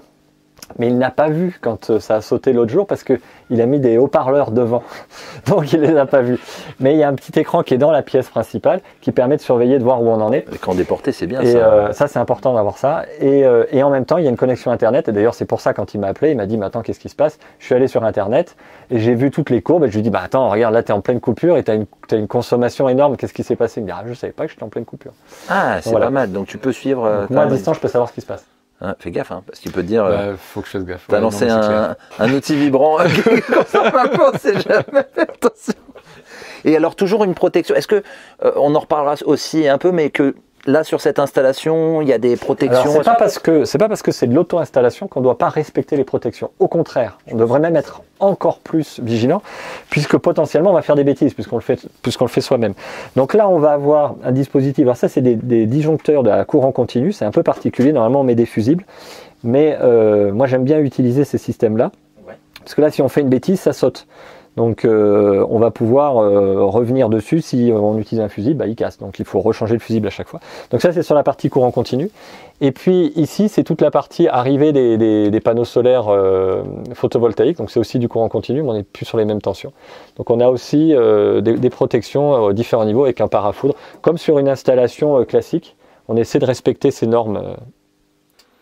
Bon, ça, on le détaillera plus sur une vidéo, mais c'est bien en tout cas que tu t'en aies parlé, parce que moi, franchement, quand j'ai installé, pourtant je dis, ah, cet élément, il faut l'installer, ah, ok, d'accord, et après, bon, j'ai compris pourquoi, on me l'a fait savoir, dès que j'ai fait les vidéos, mais c'est bien que tu le Il faut pas lésiner là-dessus. Et donc là, tu restes sur 80% parce que ton but, c'est vraiment juste de les avoir au cas où. C'est vraiment, voilà, c'est ça, c'est de les économiser pour qu'elles durent le plus longtemps et qu'elles servent pour des petites micro-coupures qui arrivent fréquemment. Petite, 7, ça commence à faire beaucoup dans ton coin. Ouais, mais il y avait une tempête ou non, c'est vraiment il est trop blanc, je sais plus, il y avait un truc. Il y avait une bonne raison. Ouais. Donc là, on est devant des panneaux solaires et pas des panneaux photovoltaïques. Voilà, panneaux solaires. Solaire thermique. Thermique, pardon. Eh ben, ne connaissant pas trop, je l'ai déjà filmé une fois. N'hésitez pas à m'expliquer comment ça fonctionne, combien de temps ça met pour monter de l'eau à je sais pas combien. Je pense que ça doit monter en thermosiphon. N'hésitez pas. Donc ouais, le truc important là, c'est le thermosiphon, enfin important pour moi en tout cas, parce que je voulais absolument que ça fonctionne sans la moindre petite pompe qui fasse tourner, qui fasse circuler le liquide caloporteur, on va dire. J'allais dire de l'eau, mais on a plutôt mis du glycol. On va revenir dessus juste après. Mais en gros, je te disais tout à l'heure que la maison, elle avait été vraiment pensée au début pour pouvoir fonctionner sans électricité du tout. Et donc, il fallait que ça puisse continuer à nous faire de l'eau chaude, puisque là, l'intérêt, c'est de faire l'eau chaude sanitaire, et puis le petit mur chauffant de la salle de bain, mais de pouvoir continuer à faire ça même en cas de zéro électricité. Du coup, je suis allé à une réunion où Rémi était présent et on m'a dit tiens, Rémi, lui, il est installateur solaire. Donc je suis allé le voir et je lui ai dit est-ce que tu pourrais m'aider pour mon installation solaire thermique? Le connaissant, il a dit tout de suite non. Alors, il m'a dit oui, alors quel truc tu voudrais? Et je lui ai dit alors ce qui est super important, c'est que ce soit en thermosiphon. Là, il a marqué une petite pause, il m'a regardé, il m'a dit c'est rare qu'on me demande ça, pourquoi? Et j'ai dit tu sais, de l'électricité sans la moindre coupure sur les réseaux publics, du pétrole abondant et bon marché, c'est pas sûr qu'il y en ait encore pour des dizaines et des dizaines d'années. Et là tout de suite j'ai vu la petite lueur dans son regard et là on s'est dit là ok, on s'est compris, on est sur la même longueur d'onde. Voilà. Écrire un livre tous les deux. C'est ça, exactement. Tu fais quoi dans 8 ans? Tu voudrais pas écrire un bouquin? Il y a à peu près, il y a 8-9 ans, quelque chose comme ça. C'était un peu au début de ma rénovation. Ouais. J'en avais fait des installations thermosiphon, j'en avais fait quand j'habitais à La Réunion. Mais parce que là-bas, c'est comme ça qu'on fait les installations. Mais ici, on ne demandait pas du tout ça. Donc je me suis dit, quand même, là, il va falloir qu'on discute un peu. À mon avis, on a des choses à se raconter. Donc, voilà. Mais l'intérêt du thermosiphon, voilà, c'est ça. C'est que dès que l'eau commence à chauffer, enfin dès que le liquide commence à chauffer dans les panneaux, un liquide c'est comme un gaz. Quand il se chauffe, il devient plus léger. Donc c'est le principe de la montgolfière qui en chauffant va monter.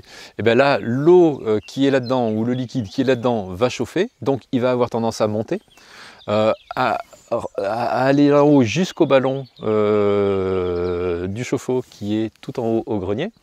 En allant dans le ballon, il transmet sa chaleur à l'eau du ballon, donc il se refroidit et il redescend par l'autre tuyau. Vu qu'il se refroidit, il retombe. C'est génial. Du coup, il retombe et ça fait une boucle comme ça qui tourne automatiquement. Au moindre rayon de soleil, ça commence à tourner. Et plus il fait chaud, plus il va tourner vite. Donc il n'y a pas besoin de régulation. Voilà. Et ça monte, le liquide là-dedans, il peut s'approcher des 100 degrés au moment où il sort du panneau. Et dans le ballon, alors on a un gros ballon qui est volontairement surdimensionné par rapport à ces panneaux pour être sûr que le ballon soit jamais en surchauffe. Et au maximum, genre une semaine d'absence en plein été, donc où on ne va pas tirer d'eau et où ça va tourner à fond, on est monté à 92-93. Parce que les capteurs ont une forte pente et donc en plein été, les rayons sont comme ça. Si jamais on les mettait à plat, en été, on aurait des soucis et ça marcherait moins bien en hiver. Que quand c'est en hiver, hop, il tape. En hiver, on va être à 90 degrés, enfin même. Alors qu'en été. L'angle, c'est l'angle, c'est pas la température. Les 90 J'ai dit quoi degrés. Ah oui, non, bien sûr. C'est moi qui ai dit. Pardon. Non, mais je précise. L'angle est à 90 degrés comme ça. Voilà. Elle est deux, Isha. Elle sort à 90 degrés ici. Je sens quand vous avez écrit le livre, vous avez dû vous en envoyer des. Ah, toi, t'as fait ça. Ah ouais, non. On en reparlera après. Je veux juste en profiter aussi. Vous avez des panneaux solaires, donc photovoltaïques, et pas des panneaux solaires thermiques. Tu avais dit qu'il y en avait 10. Voilà, là il y en a 10. Sur la véranda, quand la rambarde sera faite, on fixera 5 panneaux de plus. Et donc en électricité, plus ça te permet peut-être de chauffer une résistance quand tu n'as pas assez. Non, à aucun moment ça peut être compatible parce qu'en fait les capteurs thermiques ont un rendement de 80%, là où là-haut, ceux-là ils doivent être à 17%. Donc en fait, si jamais on n'a pas d'eau chaude avec le thermique, on en aura encore moins avec le photovoltaïque, puisqu'il en faudrait 4 fois plus. Peut-être avec les batteries. Mais sur les batteries, mais là on va les user. C'est con d'aller taper dans les batteries pour des résistances en fait. Donc non. Par contre, c'est hyper compatible avec le poêle. Parce que quand il fait froid, quand il aura mis son système de collecteur derrière le poêle en route, dès qu'il va faire froid, il met en route le poêle et donc il va chauffer de l'eau comme ça. Donc là, ça va très bien et c'est ce qui est le cas.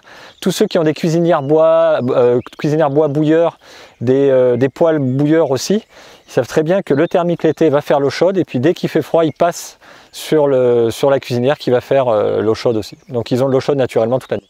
Mais moi, comme les anciens, en hiver, plutôt que faire tourner la bouilloire électrique pour me chauffer ou le ballon, je mets l'eau sur la cuisinière à bois. Ouais. Et puis, mais ça, au niveau confort, du coup, tu impactes ton confort.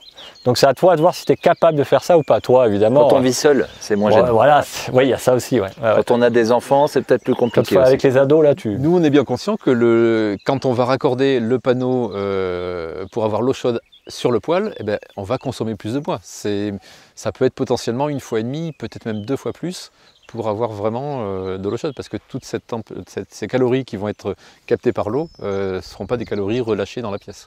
Et ouais. J'ai une question tant qu'on est devant. Pourquoi 4 1, ça suffirait pas? Ça doit aller très vite là. Alors, je lui ai posé cette question quand il est venu me voir. Je lui ai dit, tu sais, 4, ça va envoyer quand même. Mais il voulait être sûr. Et effectivement, c'est surdimensionné, mais et c'est pour ça que on avait parlé du mur chauffant. Je lui avais dit, tu sais, le mur chauffant, parce que j'en ai fait chez moi des murs chauffants, mais pas en thermosiphon. Et je lui ai dit, à mon avis, ça n'a pas marché. Mais ok, pour expérimenter, moi je suis toujours ok. Donc on avait fait un premier prototype avec du tuyau d'arrosage. Le tuyau d'arrosage, il faisait comme ça. Je lui ai dit, non mais là Didier, ça marchera jamais. Et ça a marché. Je lui ai dit, bon attends, si avec le tuyau d'arrosage ça marche, on peut se lâcher. Et donc c'est parce que s'il y en a trop, on peut se permettre de faire aussi du chauffage. L'idée, c'est d'envoyer de la puissance. C'est pas forcément de stocker beaucoup de chaleur, mais c'est d'avoir une puissance instantanée. Au premier rayon de soleil, en fait, il suffit d'un quart d'heure, une demi-heure de soleil, et tout de suite, on a déjà stocké pas mal de chaleur. Si on avait des panneaux plus petits, ça serait en se disant, il faut avoir plusieurs heures dans la journée de soleil. Là, il peut y avoir des passages nuageux, c'est pas un problème. Et toi, t'en as sûrement pas besoin avec le poêle de masse. Je crois que c'est chez toi que j'avais vu ça, Rémi. Est-ce que tu peux mettre c'est sûrement possible, les vieux radiateurs en fonte, qui justement, quand l'eau elle chauffe, ça chauffe les radiateurs en fonte, tu sais, à l'ancienne là. Ah oui, j'ai déjà fait des installations comme ça, ouais. Ça marche. En direct sur les capteurs, ouais, tu peux le faire. Si vous en trouvez, récupérez les gens, si vous voulez un jour ce système. Tu as une idée du prix que ça vaut, non installé, mais juste le système juste le matos? On était quoi? Les panneaux, ils étaient à, moi je dirais dans les 300 € le panneau, un truc comme ça. Alors en passant par Aper Solaire, A2PER, c'est une association de groupement d'achat solaire. Et du coup, ils achètent du volume et il y a moyen d'avoir des tarifs vraiment sympas. Ouais. Ça me paraît pas cher du tout pour ce que ça peut apporter, parce qu'on sait que les points de chauffe, c'est... Le capteur, hein, il parlait du capteur. Le capteur, c'est entre 300 et 600 € un capteur. Après, l'intégralité du système, parce que là, c'est plutôt rassurant de passer sur du cuivre, donc on ne le voit pas, mais c'est du cuivre. Aujourd'hui, le cuivre est très cher. Donc là, à l'époque, il était quand même franchement moins cher. Mais ça va être une installation qui va coûter, si on fait tout en auto-installation, une installation comme ça, on va être à 2005-3000 quoi. Ouais, parce que le ballon, t'es bien à 1500-2000 quoi, donc ça va vite. Ouais, t'arrives à de 2-3000 facile quoi. Les gens te connaissent pour mon potager plaisir. Ton autonomie alimentaire aussi, tu la développes indirectement vu que tu... Alors pas du tout. Alors ça, mais c'est l'occasion d'expliquer. Alors pourquoi? Parce que comment le faire rapidement? T'as de la pellicule encore. Ouais, c'est bon. Alors, dans le Cantal, autonomie alimentaire, c'est super dur parce qu'on a un hiver qui est relativement long, qui est relativement rigoureux, donc c'est pas évident. Et en fait, ma production, c'est surtout, moi j'ai surtout envie de deux choses quand je suis sur l'aspect maraîcher. C'est de m'amuser en me posant plein de petits challenges et de me compliquer volontairement la tâche pour savoir jusqu'où je peux aller trop loin et à quel moment ça va merder quand je me complique trop la tâche. Pourquoi? Parce que c'est dans une optique de résilience, pour être capable, pour savoir plus tard, ça je peux me permettre de le faire et ça je peux pas me permettre de le faire. Donc ça, c'est tu peux faire des erreurs en ce moment, tu les fais. Exactement, j'essaie d'en faire un maximum pour apprendre un maximum et pour être capable de savoir où je peux placer la barre de la difficulté. Quand je dis me compliquer la tâche, ça va être mettre moins de paillage qu'il faudra en mettre, ça veut dire arroser moins que ce qu'il faudrait, pour voir à quel moment je vais arriver au point de rupture. Donc voilà, donc ça c'est la première chose. Donc du coup, produire du légume pour produire du légume, c'est pas forcément l'objectif principal. Ensuite, quand j'arrive au marché avec mes légumes qui n'arrivent pas en abondance, mon potager il est relativement petit, j'ai jamais assez par rapport à la clientèle qu'on a. Du coup, ma femme a une activité d'achat-revente de fruits et légumes bio. Et donc sur le marché, on apporte les deux produits en mettant en avant mes produits à moi. Puis dès qu'il y a écrit Origine Didier, les gens ils sautent dessus, quoi. Forcément, ça fait moins de kilomètres. Du coup, en fin de marché, alors c'est un marché le samedi midi, on n'a pas tout vendu. Mes légumes à moi, ils sont toujours vendus, parce qu'il n'y en a pas assez et parce que les gens les recherchent davantage, mais les légumes en achat-revente, il va rester parfois des choux-fleurs, parfois des côtes de blettes, parfois autre chose, et donc ça serait complètement idiot d'aller gaspiller ces légumes-là, donc on va plutôt manger les invendus du marché, et on ne va pas aller manger nos légumes à nous. Donc on mange peu les légumes du potager, sauf de temps en temps quand on a envie de se faire un petit plaisir, mais globalement, voilà, l'idée c'est vraiment de ne pas gaspiller, et du coup d'aller manger plutôt les invendus du marché. Tu rentres vraiment dans l'adage du cordonnier le plus mal chaussé quand même, de pas manger. Alors c'était ça les premières années parce qu'on se gardait les légumes pourris pour nous. Et là maintenant, au bout d'un moment on s'est dit il y en a marre. Donc les légumes moins présentables, je dis pourris j'exagère, les légumes moins présentables on les donne en fin de marché aux étudiants qui passent et qui font de la récup. Nous on va se garder les bons légumes qui pourraient presque être vendus la semaine d'après. Un chou-fleur il se garde sans problème une semaine, en hiver c'est pas un souci. Mais voilà, on va plutôt manger ces légumes-là, voilà, plus dans une optique de ne pas gaspiller, plutôt que de chercher à manger en priorité nos légumes et nous. Mais j'ai fait le calcul de ce qu'on produisait. Avec ce que je produis sur le potager, je pourrais nourrir entre 20 et 30 personnes, quoi, à peu près. Ah ouais, quand même. Voilà. Sur juste cette partie-là. Ouais. Donc du coup, il y a de quoi. Alors, il y a ça, et il y en a encore autant 500 mètres plus haut, que tu auras du mal à voir d'ici. C'est des terrains communaux que je loue. Et il y a la même serre que celle-ci. Ça, c'est bien aussi pour la résilience, quand même, de pouvoir avoir des terrains qui appartiennent à la commune, qui seraient tout de suite pris d'assaut, on va dire, par les habitants pour pouvoir produire. En fait, ouais, je me suis dit autant y mettre des légumes. Alors, bon, j'ai le droit comme les agriculteurs du coin, qui eux sont plutôt des éleveurs, donc on se partage relativement gentiment les différentes parcelles. Donc moi, en tant que maraîcher, j'ai besoin de beaucoup moins. J'ai de l'ordre d'un demi-hectare, entre un demi-hectare et un hectare là-haut. Mais j'en ai profité pour planter un maximum de haies et des haies fruitières dans une optique de résilience. Alors des fruitiers, il y en a mais 10 fois plus que dont j'aurais besoin pour moi, parce que l'idée c'est de créer aussi une résilience au niveau local, au niveau du village, pour avoir une production suffisamment abondante pour pas forcément tous les gens du village, mais un maximum quand même. S'il y a de l'abondance, il y a moins de tension pour discuter avec les voisins. Complètement. Ça, je pense. J'ai hâte quand même qu'on voit votre vision on en parle juste après. Comment je spoil. Tu vois, l'abondance fruitière. Je retombais l'autre jour sur un bouquin dans le grenier de mes parents, un vieux bouquin de Giono, qui expliquait que quand il était gamin, donc on va dire à la fin ça devait être genre la fin du 19e siècle, tu vois, des fruitiers, mais il y en avait partout dans les campagnes. Et alors je me souviens de la phrase, c'est le concept de voleur de fruits n'existait même pas. parce que les fruits étaient là en abondance et n'importe qui passait et avait le droit de se servir sans demander. Ça faisait partie du pays. Parce qu'il y en avait tellement à profusion. Et je suis persuadé qu'on peut revenir à ce genre de profusion en plantant des fruitiers en abondance. Les cuves de récupération d'eau de pluie. Donc on a 2 cuves en PE qui font 10 mètres cubes chacune. PE, excuse-moi, c'est plastique. Polyéthylène, plastique, ouais. Alors, je me suis pas mal posé la question. Le plastique, une fois enterré dans un sol qui travaille pas, où il n'y a pas des pierres qui viendraient le percer, ça bouge pas pendant des dizaines et des dizaines d'années, par rapport du béton qui risque un peu plus de fissurer et du coup de plus être étanche. Et donc, le fait de stocker de l'eau dans du plastique, ça te gêne pas? Non, parce que le PE, c'est neutre. Toutes les tuyauteries sont faites en PE, enfin les réseaux publics, le noir, là, c'est du PE, le noir avec les bandes bleues. Donc non, il n'y a rien qui est relâché dans l'eau, donc ça reste impeccable. On a quand même un filtre derrière, donc on en parlera. Donc voilà, 2 grosses cuves qui font bien 2 mètres de diamètre sur, tu vois, ça va du bord du mur jusqu'au mur et là-bas. Donc ces 2 grosses cuves qui là sont pleines à l'heure actuelle. 2 fois 10 mètres cubes.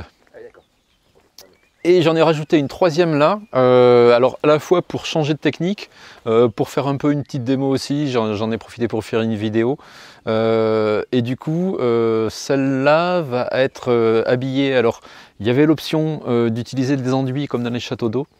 Le problème, c'est qu'il faut le refaire régulièrement. Donc là, pareil, je suis parti sur une membrane en EPDM qui est bien durable et qui est aussi neutre. Et donc ça sera recouvert avec les poutrelles et les ourdis que tu voyais ici pour couler une dalle par-dessus et avoir quelque chose de relativement protégé et puis bon, avoir un petit lieu de vie quand même devant la maison, c'est pas plus mal. Ça pourra faire une petite terrasse. Voilà, et avec donc un gros filtre. Alors les gouttières arriveront par là, il y en a une autre qui arrive de derrière en passant dans l'épaisseur de l'isolant et qui ressort là. Du coup, c'est sous le bardage, voilà, c'est un peu plus présentable, parce que tu vois qu'on attache beaucoup d'importance à l'esthétique. Hein. Ouais, Rémi, donc, voilà. Un peu plus sur certaines choses. J'ai l'impression que je te le disais. Et du coup, là, il y aura une grosse cuve, un gros filtre. Alors, filtre maison à sable pour avoir quelque chose de résilient, quoi. On pourra facilement remplacer le sable en cas de besoin et c'est efficace comme premier filtre avant d'arriver dans les cuves. Et derrière, les pompes, les différentes pompes dont on devait parler, il ne faut pas qu'on oublie avant de rentrer dans la maison. Ouais. Voilà, les pompes qui viennent puiser directement là-dedans et puis avec des systèmes de filtres qui permettront d'alimenter la maison. Pendant que j'y pense, et bon, ça nous fera peut-être oublier les pompes, mais rappelons-nous les pompes, on n'a pas du tout parlé de l'isolation extérieure, et là on est en plein devant. Ouais. Ce serait, parce que je pense que c'est quand même, avant de brûler du bois, c'est encore mieux d'isoler, je l'apprends en ce moment, on est en plein dedans. Est-ce que tu peux nous parler un petit peu vu que tu es parti quand même d'une maison qui existait déjà et qui n'était pas du tout isolée, tu peux nous dire un petit peu ce que tu as mis en place, s'il te plaît? Voilà, donc là le choix c'était d'isoler par l'extérieur. Alors, allez, la petite raison esthétique en 3 secondes, c'est parce que, alors, si on avait isolé par l'intérieur, on n'aurait pas eu ces belles pierres à l'intérieur et donc c'est important. En général, on passe plus de temps dans sa maison et donc à voir les murs intérieurs qu'à l'extérieur de sa maison, tourné vers la maison. Quand on est à l'extérieur, on est plutôt dans le jardin, on n'est pas forcément à regarder sa maison. Donc voilà, le côté esthétique, on préfère avoir les pierres à l'intérieur. Et puis surtout, le plus important, c'est au niveau thermique. Une isolation par l'extérieur, c'est quasiment toujours beaucoup plus performant. Déjà parce qu'on a beaucoup moins de pont thermique, on peut beaucoup plus facilement faire une enveloppe qui isole bien tout autour de la maison. Et puis on a l'inertie à l'intérieur de la maison. Toutes ces pierres qui sont du coup dans la partie chaude participent à l'inertie et donc vont aider à mieux réguler la température, les variations de température tout au long de l'hiver. Et en fin d'hiver, au moment où on commence à baisser le chauffage, elles vont se refroidir lentement et elles seront fraîches pendant tout l'été. Donc ça va être vraiment le super compromis. Et donc là, on a rajouté, alors on a fait avec une entreprise parce qu'il y avait besoin de gros échafaudages et puis de pas mal de matos. Donc on a négocié, on a trouvé une entreprise qui a accepté de travailler avec nous. Et donc on a participé au chantier pour faire baisser les coûts. Donc là, on a 20 cm de laine de bois et chanvre. Le pare-pluie, une lame d'air et puis un bardage en mélèze. On est parti sur du mélèze, que c'est un bois qui vieillit super bien, alors qui va noircir là où il prend l'eau. C'est pas spécialement les UV, c'est surtout là où il va prendre l'eau. Mais voilà, c'est une esthétique qui nous dérangeait pas spécialement plus que ça. Et puis il y a zéro traitement, il n'y a pas besoin du tout de mettre quoi que ce soit. On peut mettre de l'huile, mais il va falloir en mettre 2 fois par an. Et vu la surface, on se dit on va pas s'embêter. Si on avait mis de l'huile, on serait resté sur les teintes les plus chaleureuses, là qui sont un peu à l'abri de la pluie, mais bon, c'était pas super grave. Et un truc comme ça va durer mais des dizaines et des dizaines d'années, au moins 100 ans sans problème, un bardage mélèze comme ça. Bah, je reviens dans 100 ans pour voir si... Je te donne rendez-vous.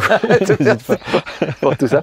Et alors on n'a pas parlé, et bon, tu as quand même rajouté, t'as un petit peu déporté pour avoir un espace quand même pour produire au sud.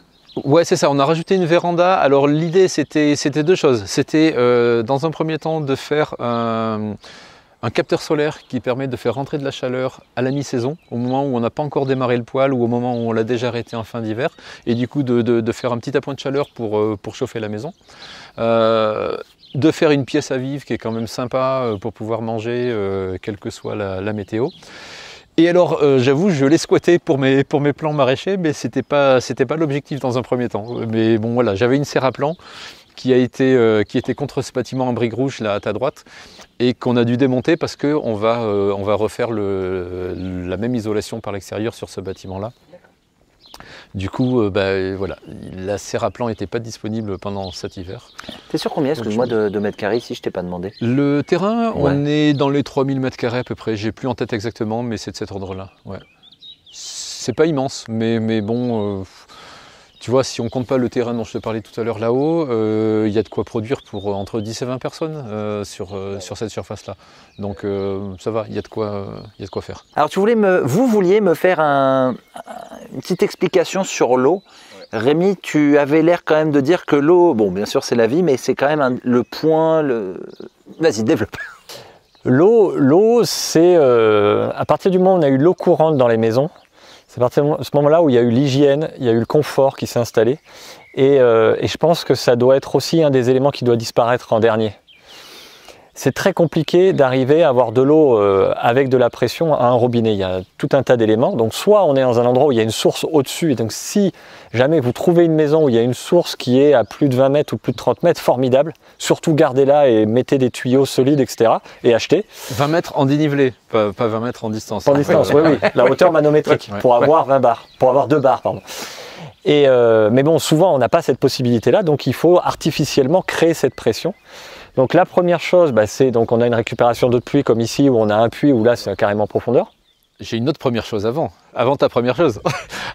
Parce que du coup notre maison là, ce qui nous a aidé à se décider pour cette maison, c'est qu'on est sur un réseau avec le château d'eau qui est au-dessus. Et du coup, il n'y a pas de pompe qui alimente notre maison, c'est juste par gravitation. Et le château d'eau se remplit lui-même avec des sources qui sont encore au-dessus. Ah ouais, donc déjà là où tu habites, naturellement, il y a déjà un réseau. S'il y a zéro électricité sur l'ensemble du secteur, l'eau continuera à arriver jusqu'à notre maison avec la même pression qu'actuellement. Donc déjà, le premier plan A, c'est ça. Donc plus d'électricité, on continue à être alimenté en eau. Après, au bout de quelques années, il finira par y avoir des fuites, il finira par y avoir des problèmes, et on n'aura plus d'eau courante. Et c'est là qu'on passe sur le plan B. Sur le plan B, mais il y a beaucoup de gens, quand on voit tous les endroits qui sont plats, on est obligé de passer directement au plan B. Et donc là, il faut soi-même créer la pression. Donc on utilise une pompe. Par exemple ça. C'est ça un surpresseur? Ouais, alors sauf que le surpresseur, ça va comprendre aussi le vase d'expansion. Parce qu'en fait, ça va venir pomper de l'eau dans une cuve et ça va la mettre en pression. Mais si jamais on consomme directement derrière, dès que quelqu'un va ouvrir un robinet, la pompe se met en route, puis dès que quelqu'un arrête, la pompe s'arrête, et quand on est sous la douche, elle se met en route, elle s'arrête, elle se met en route, et ça non seulement ça tue la pompe, mais ça tue aussi l'onduleur, parce qu'il n'aime pas du tout ça, avoir des gros à-coups comme ça. Donc il ne faut surtout pas utiliser des pompes comme ça en direct. Alors après, il existe plusieurs systèmes. Le premier, aujourd'hui, il y en a qui sont électroniques, et qui vont gérer de façon électronique le débit, la pression. La Divertron par exemple. Par exemple, ouais. Le souci c'est que, à mon sens, c'est moins résilient parce qu'il y a l'électronique. Donc on a une solidité qui est... et puis on va avoir plus de mal à réparer, alors que ça c'est plus facile à réparer. Et donc l'autre solution, elle est physique, c'est-à-dire que là on va rajouter un vase d'expansion. En fait c'est un réservoir dans lequel il y a et de l'eau et de l'air. Quand la pompe se met en route, ça pousse, l'eau va augmenter et donc va pousser l'air, l'eau va monter, l'air va monter en pression et va créer du 3 bar dans toute l'installation. Et donc dès qu'on va ouvrir un robinet, la pression va diminuer, mais on va avoir une marge. Et quand on a un système qui a 200 litres ou 300 litres, on sait qu'on va pouvoir quasiment prendre une douche complète avant que la pompe se mette en route. Et si elle se met en route, elle va se mettre en route longtemps puisqu'il faut remonter. Donc pendant 5 minutes, elle se remet en route, elle remet la pression, on reconsomme, ça redescend, hop, elle se remet en route. Bah, elle va se mettre, ça va éviter plein d'à-coups. Ouais, voilà. Donc ça c'est le vase. Et c'est ça, le surpresseur, c'est la pompe avec le vase d'expansion. Voilà. Donc là on est au plan B. En plan B, ouais, et qui va assurer toujours de la pression. Donc tu prends ta douche, tu as la pression qui arrive, ce qui est encore un confort appréciable. Et pour l'irrigation aussi. Si on n'a pas de pression, l'irrigation ça peut être très compliqué. Ici non, parce qu'il y a du dénivelé. Et en goutte à goutte, voilà. Mais si tu veux avoir des asperceurs, tu as besoin de pression. Ouais, ouais. Donc ça c'est, allez on dit quoi, c'est le plan B? On était au plan B ou au plan C. Allez, après on place au plan C. Le plan C il est minimaliste. Ça on est directement en courant continu. C'est-à-dire que ça on peut le mettre, alors il faut faire bien attention quand on l'achète à ce qu'il y a écrit sur l'étiquette. Okay. Et donc là, si on a du 12 volts, on peut mettre directement derrière un panneau. Donc notamment, alors pas sur tous les panneaux, hein, il faut aussi regarder, il y a une étiquette derrière le panneau. Là Didier, c'est les panneaux de récup qu'on avait mis ici. C'est des panneaux qui sont plutôt vers les 19 volts. Donc là, cette pompe, elle fonctionne dessus. On le met directement dessus, ça s'appelle le pompage au fil de l'eau. Dès qu'il va y avoir du soleil, la pompe va pomper. Et puis dès qu'il n'y a plus de soleil, le système s'arrête. Mais là, il n'y a pas de régulateur, il n'y a rien. C'est hyper low-tech. Par contre, c'est un gros problème. C'est que s'il y a du soleil, que ça pompe, mais qu'il n'y a plus d'eau, à tourner à vide, ça doit les abîmer, non? Oui, alors ça, elles n'aiment pas. Alors après, on peut rajouter un petit dispositif qui va... Un petit flotteur, interrupteur, en fait. Dès que ça, comme une chasse d'eau, dès que ça flotte plus, eh ben, ça coupe l'alimentation. Mais là, ça veut dire qu'il faut un réservoir au-dessus, par contre. Parce que là, on ne va fonctionner que quand il y a du soleil. Donc là, il faut mettre en place un réservoir. Et la hauteur entre le réservoir et la consommation va faire la pression. Et du coup, là, tout simplement, un gros fût en PE bleu, tu mets ça au grenier et puis tu le remplis. Même chose, tu as aussi un contacteur à l'étage pour l'arrêter quand il est plein, pour arrêter la pompe, pour arrêter de pomper, sinon ça déborde de partout. Et donc tu vas te remplir avec ça. Alors celle-ci peut monter à 5 mètres, donc il en faudra... Ce petit truc, ça monte à 5 mètres? Ça monte à 5 mètres, donc moi il m'en faudra 2 pour faire un premier relais dans un petit récipient tout simple qui fait le relais pour remonter jusqu'au grenier. Mais il y en a des plus puissantes. Voilà. Et donc l'idée c'est d'aller remplir ce réservoir en... Voilà, un petit fût bleu en PE, enfin un gros fût bleu en PE, qui fait donc une réserve d'eau, mais là qui envoie de l'eau dans la maison, déjà c'est super pratique, mais qui ne sera pas sous pression. Donc voilà, on a une petite perte de confort. Enfin on est déjà au plan... Ouais, plan C là. Et combien ça vaut, rappelle-nous, un truc comme ça? Bon, ça ouais, je dirais dans les 15 €. Actuellement, parce que peut-être que ça prendra... Ouais, c'est ça, ouais, ouais. 10 et 20 €. Ouais, après, il en existe, il y a Surflow, une marque je crois allemande, où on a la même chose mais beaucoup plus puissant, beaucoup plus durable, où là on est plus sur des 200-300 €. Donc c'est bien aussi, alors on peut avoir ça en secours. Moi j'en ai une Surflow qui est prête pour le plan D, d'un modèle plus haut de gamme, quoi. Mais c'est bien de montrer ça parce que ça, je veux dire, dès à présent... Bah, ça coûte rien, c'est facile à stocker. C'est quoi le nom? C'est une pompe 12 volts c'est une pompe courant continu 12 volts. Ouais. Enfin oui, non, je croyais que tu demandais la marque. Excuse-moi. Ouais. Non, oui, et ça pour l'arrosage, actuellement, là j'utilise chez moi, j'ai mis un panneau solaire avec une petite pompe comme ça, dès qu'il y a du soleil, ça vient pomper dans la mare et ça renvoie dans la phyto pour essayer de faire... Pour essayer de faire tourner. Ouais. Et t'es quand même, un petit truc comme ça, tu es quand même à 800 litres par heure. Donc tu vois, ton fût de 200 litres, en un quart d'heure, il est rempli. Donc c'est... Même les jours où il fait pas beau, on sait que ça fonctionne. Et après, on en a parlé tout à l'heure, le plan, on en est à D ou E, je sais plus. D, tu remplaces cette petite pompe par cette pompe manuelle. avec le même principe, tu pompes, tu remplis ton réservoir au grenier, et puis après tu consommes ta douche, ton robinet. Plan D, ça, vraiment au cas où. Et le plan E, c'est tu mets ton enfant là-haut avec un seau, tu dis vas-y, là, je prends ma... Et le plan E, c'est d'aller récupérer dans la cuve, ouais, avec un seau, avec un récipient, avec quoi que ce soit, et puis de le passer dans la fontaine filtrante. C'est toujours important avant de la boire, quoi. Vous savez autant que moi, et là, on va l'aborder sur l'espèce de débat, la causerie qu'on va avoir. Ce plan-là à pompe, ce serait très mauvais si un jour on ne voit la sortir autre que pour la présenter. On espère la sortir le plus tard possible, on est bien d'accord. C'était pour lancer la causerie parce que je vous connais tous les deux. Non, sauf si on se passionne pour la décroissance et qu'on veut, essayer d'être plus le minimaliste possible. Ça peut être aussi un projet intéressant.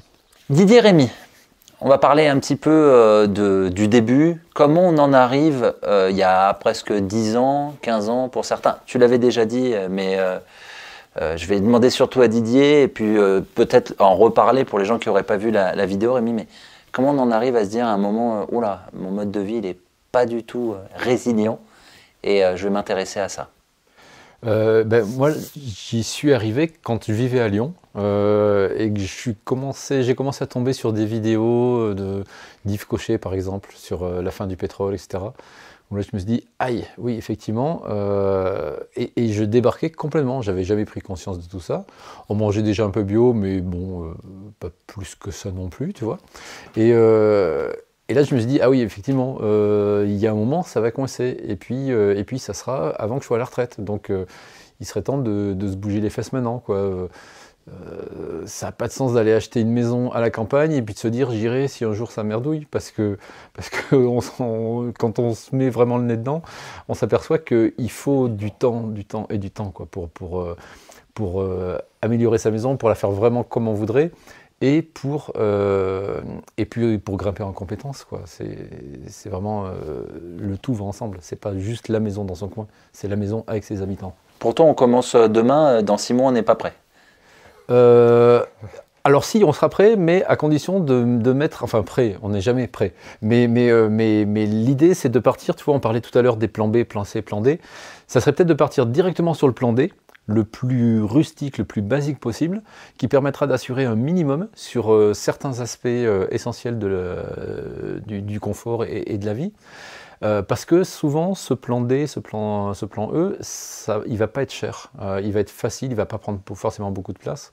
Et donc partir tout de suite sur assurer ses arrières, et puis petit à petit rajouter quelques étapes intermédiaires pour pouvoir gagner en confort et avoir une descente le plus confortable possible, entre guillemets. Ok. Bon, je te repose pas la question là-dessus, Rémy. S'il y avait une chose, il y avait une chose aussi, c'est que... Alors je te la pose. Par rapport au mode de vie qu'on a actuellement, il n'y a pas que cette motivation de se dire on va plus avoir accès à un certain nombre de choses pour s'intéresser à ce mode de vie-là aussi. C'est de se dire aussi, à partir du moment où on n'est plus d'accord avec tout ce système, avec toute cette gabegie, avec cette pollution, etc., on peut se dire aussi je vais diminuer mon impact. Et finalement, ce mode de vie lié à la résilience, ça va être ça. Donc c'est une reconnexion à la nature, c'est lâcher les high-tech, etc., etc. Et au final, on se rend compte qu'on est déjà plus heureux, ne serait-ce que de se lancer dans un projet comme ça. Parce qu'il y a moins de pression au cas où tout coupe, on se dit, bon, bah, j'utilise le... Mais pas seulement, c'est à partir du moment où on commence à toucher un arbre, à se reconnecter à ça, à voir comment ça fonctionne, tiens, je vais essayer de faire mes tomates, rien que ça, déjà, ça rend plus heureux, de toute façon. Et en plus, si on se dit, oui, effectivement, je pourrais ne plus avoir accès à un certain nombre de choses et j'essaie de subvenir moi-même à mes besoins, ça nous soulage aussi. Mais il n'y a pas que ça, il faut aussi qu'il y ait une motivation qui soit liée au plaisir de vivre cette vie-là. Plus heureux et en meilleure santé. Enfin, moi, je me suis aperçu que, tu vois, par exemple, pour l'alimentation, tu te dis, il va falloir faire pousser du blé, des grandes quantités, ça va être chaud. Et je me suis dit, et si je mangeais moins de blé, qu'est-ce que ça donnerait? Et je me suis aperçu que j'étais en meilleure santé depuis que je mangeais moins de blé. Qu'est-ce qui remplace le blé aussi? Après, voilà, tu trouves autre chose. Nous, on est dans une région où il y a beaucoup de châtaignes, par exemple. J'ai planté des oléagineux, j'ai planté des noyers, des noisetiers, des amandiers. Essayer de trouver les calories, on peut les trouver ailleurs, on n'a pas forcément besoin du blé, même si c'est effectivement pratique à une échelle, à l'échelle d'un territoire, mais à une échelle plus individuel, c'est déjà beaucoup plus difficile. Même chose pour la viande. Franchement, moi, la viande, je suis plutôt fan, j'aime beaucoup le goût. On l'a entendu quand tu parlais du poil de masse. La petite épaule d'agneau, c'est quand même sympa. Mais je m'aperçois que, voilà, dernièrement, là, j'avais de plus en plus de tendinite un petit peu à droite à gauche, parce que voilà, je suis plus tout jeune, mon bon monsieur. Et je me suis aperçu que j'avais aussi moins envie de viande et qu'en en mangeant moins, je me sentais en meilleure santé. Et c'est tout un tas de choses. Tu t'aperçois que quand tu commences à penser plus autonomie, plus résilience, tu vas aussi revoir des choses comme ça qui te semblaient aller de soi dans ton mode de vie. Et tu t'aperçois que finalement, ça ne va pas tellement de soi et que de se passer ces choses-là, ça va te rendre plus autonome, ça va te rendre plus résilient. Et en même temps, souvent en meilleure santé aussi, donc, et une vie plus heureuse. Ouais. Tu as dit autonomie, résilience, donc je sais que Rémi en avait déjà parlé il y a un an, mais c'est bien aussi d'en reparler pour les nouveaux abonnés. C'est quoi la différence entre l'autonomie et la résilience? À toi? Allez-y, pour vous deux, si vous voulez. Ouais, on n'a pas exactement la même... on a des petites nuances. Non, alors pour moi, l'autonomie, c'est être capable de se débrouiller sans avoir besoin de rien qui vienne de l'extérieur maintenant, aujourd'hui. La résilience, c'est être capable, si ces choses-là n'arrivent plus à l'avenir, c'est être capable de s'en sortir sans souffrir et sans avoir un impact négatif sur notre mode de vie ou un impact le plus minime possible. Résister à un choc. Voilà. Et du coup, résister à un choc au sens large. Ouais. Et du coup, je préfère... j'ai vraiment choisi de construire ma résilience plutôt que mon autonomie, parce que pour vivre dès maintenant autonome, ça demande aussi, l'air de rien, beaucoup de temps au quotidien.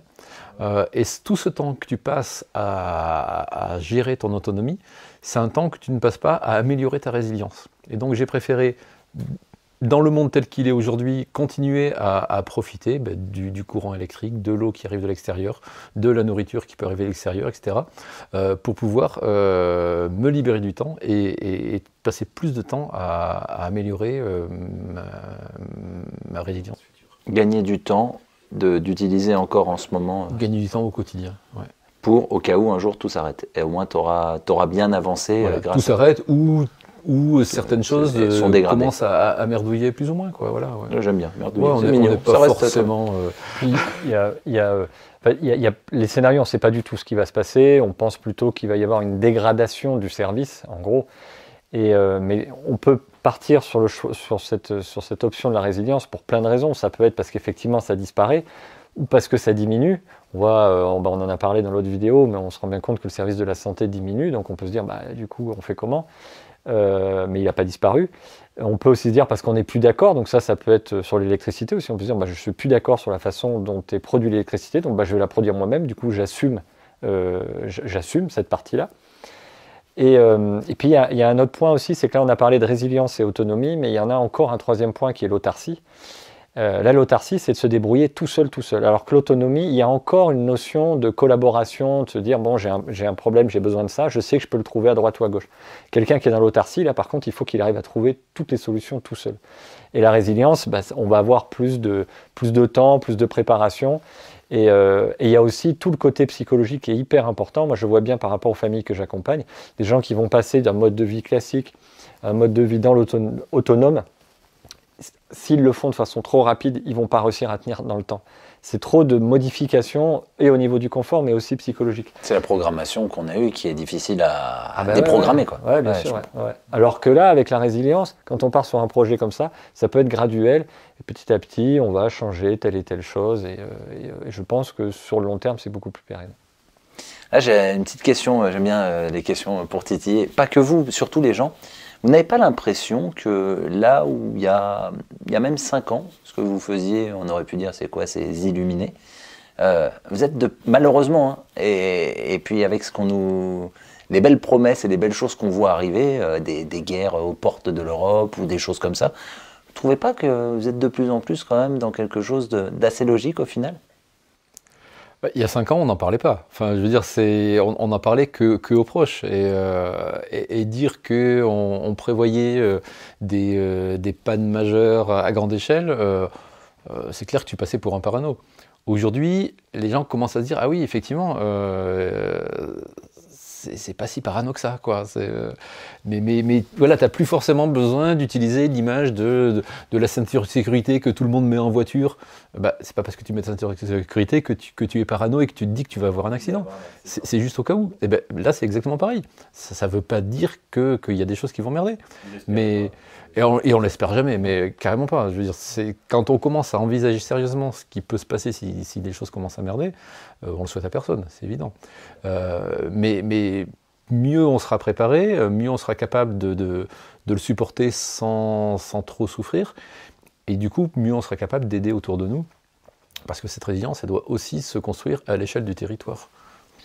Et c'est ça le plus dur, parce que pour l'instant, je présente des vidéos quand même souvent chez l'habitant, et il faudrait quand même essayer, et c'est à moi de le faire, et à trouver, j'envoie un petit message au cas où, c'est au niveau des collectivités, celles qui mettent en place de réelles choses qui permettraient, par exemple, quand on a des systèmes d'eau en commun, des choses comme ça, c'est super intéressant parce que les habitants ont moins à se poser de questions parce qu'ils savent que déjà, c'est géré à un niveau local, géré s'il y a une source ou des choses comme ça. Je peux te répondre. Ah mais fonce. Mini réponse à ton appel. Là, t'as vu, tu l'appelles, ça répond aussitôt. Alors, je suis aussi élu municipal. Alors, on est dans un tout petit village de 200 habitants. Voilà, c'est ça, ouais. Mais une des choses qui m'a poussé à être élu, c'est justement de pouvoir agir sur la résilience au niveau de la commune. Et je suis en train de pousser avec 2-3 autres élus qui ont aussi... qui sont pas aussi parano que moi, hein. mais qui se disent qu'effectivement ça serait une bonne idée d'avoir plus de résilience. Et on est en train de réfléchir très activement à la mise en place d'un verger communal, d'une retenue d'eau pour pouvoir avoir plus de réserves d'eau de pluie, d'essayer de faire davantage travailler les agriculteurs locaux avec les habitants du village pour plus de ventes directes. Donc, tu vois, il y a tout un tas de choses qu'on peut faire comme ça facilement à l'échelle d'un village, mais sans tout de suite alerter les gens du village en leur disant « ça va merder, il faut mettre un verger ». Les douves des murailles. Je veux dire, un verger communal, c'est toujours une bonne idée, quelle que soit la situation. Donc, il y a tout un tas de manières d'expliquer les choses aux gens, sans les faire paniquer, sans être parano, et pour améliorer la résilience et la qualité de vie des gens au sein du village. Puis il y a une notion aussi, il y a une autre notion qui peut nous motiver, et ça on en entend beaucoup parler aujourd'hui, c'est simplement le prix des choses. C'est-à-dire que là on parle du pétrole où il va y en avoir de moins en moins, donc il va devenir de plus en plus cher. Donc soit on travaille plus pour pouvoir continuer à acheter l'essence pour pouvoir aller travailler, ou alors on se dit, il faut que je trouve une solution pour produire une partie de tout ça moi-même. Et donc la motivation peut être aussi simplement économique. Et donc ça peut être aussi intéressant de bien expliquer ça, quoi. On va parler du livre, donc Ma maison résiliente. C'est une des raisons pour laquelle je suis ici. Oui, je le mettrai à l'écran, mais vas-y, n'hésite pas. Pour montrer qu'il existe en vrai. Oui, c'est pas en virtuel. Il est bien lourd, il est bien rempli. Ce que j'aime bien, c'est qu'on peut le prendre, on peut commencer pas que par le début et puis dire comme un roman, c'est vraiment, on peut l'ouvrir, c'est comme un manuel pratique.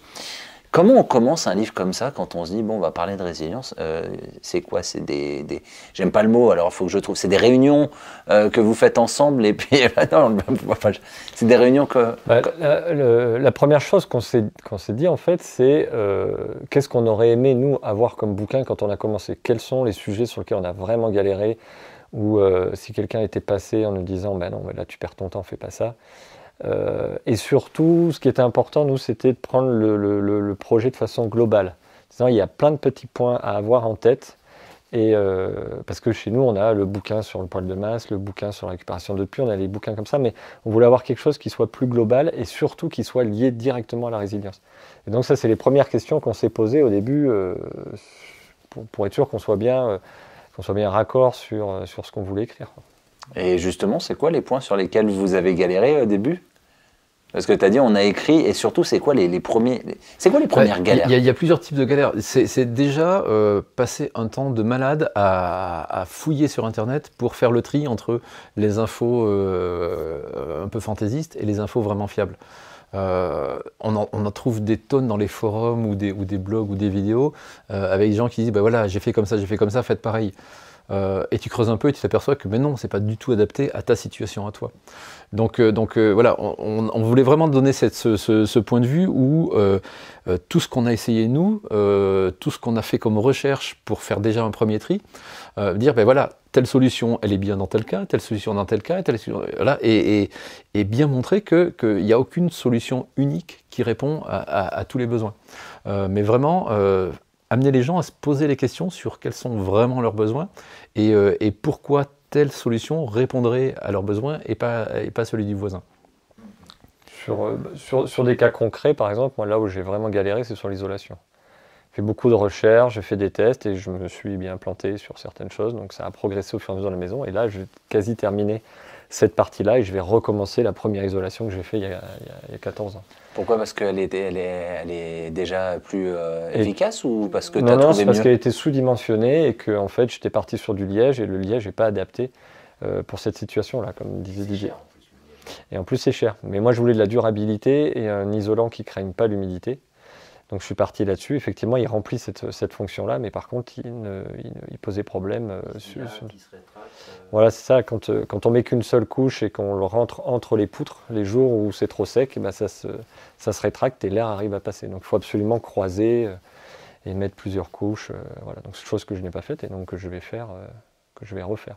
Donc là, ça, on en parle dans le bouquin. Petite annonce, à vendre, Liège, pas cher. Non, mais j'ai envie aussi de rebondir. Non, mais j'ai envie de rebondir sur ce que tu dis aussi, Rémi. En fait, votre bouquin, c'est 15 ans d'erreur que vous expliquez. Oui, alors 15 ans d'erreur pour moi, 15 ans de recherche pour Didier. Ouais, moi j'aime vraiment prendre mon temps à chercher beaucoup avant de m'y mettre. Parce que je suis vraiment pas fan de refaire 2 fois la même chose. On dit bien faire et défaire, c'est toujours travailler, mais moi mon but c'est pas de travailler, c'est d'avoir un résultat. Et du coup je préfère vraiment passer s'il le faut, une semaine entière à plancher, j'allais dire 24 heures sur 24, sur un projet, avant d'aller vraiment d'aller vraiment passer à l'action, quoi. Donc il y a très peu de choses que j'ai dû refaire et très peu de choses qu'il faudrait que je refasse parce que j'ai vraiment pris le temps de réfléchir à chaque fois. Ouais. Je profite que tous les deux vous ayez des enfants. Parce que vous avez eu le déclic. Vous avez eu le déclic. Toi peut-être Didier, tu avais déjà les enfants. Nos filles avaient 8-10 ans quand on a eu le déclic, comme tu dis. Ouais, comment on leur fait comprendre ça à cet âge-là? Alors à cet âge-là, on ne leur avait pas encore spécialement dit. C'est juste, on allait s'installer à la campagne, on retournait pas loin de chez papy-mamie, donc voilà. Pour elles, c'était parfait. Tu avais déjà cet esprit, par contre, de vouloir créer quelque chose. Quand on est venu ici, c'était dans cet objectif, complètement. Ouais. Et au fil des années, alors... Au début, alors j'en profite pour préciser, les toilettes sèches, quand on a des ados, eh ben, ils ont est-ce que je dis le mot? Ouais, ils ont honte d'inviter les potes. Donc ouais, parce que des toilettes sèches, pour un ado, t'imagines, c'est la honte, quoi.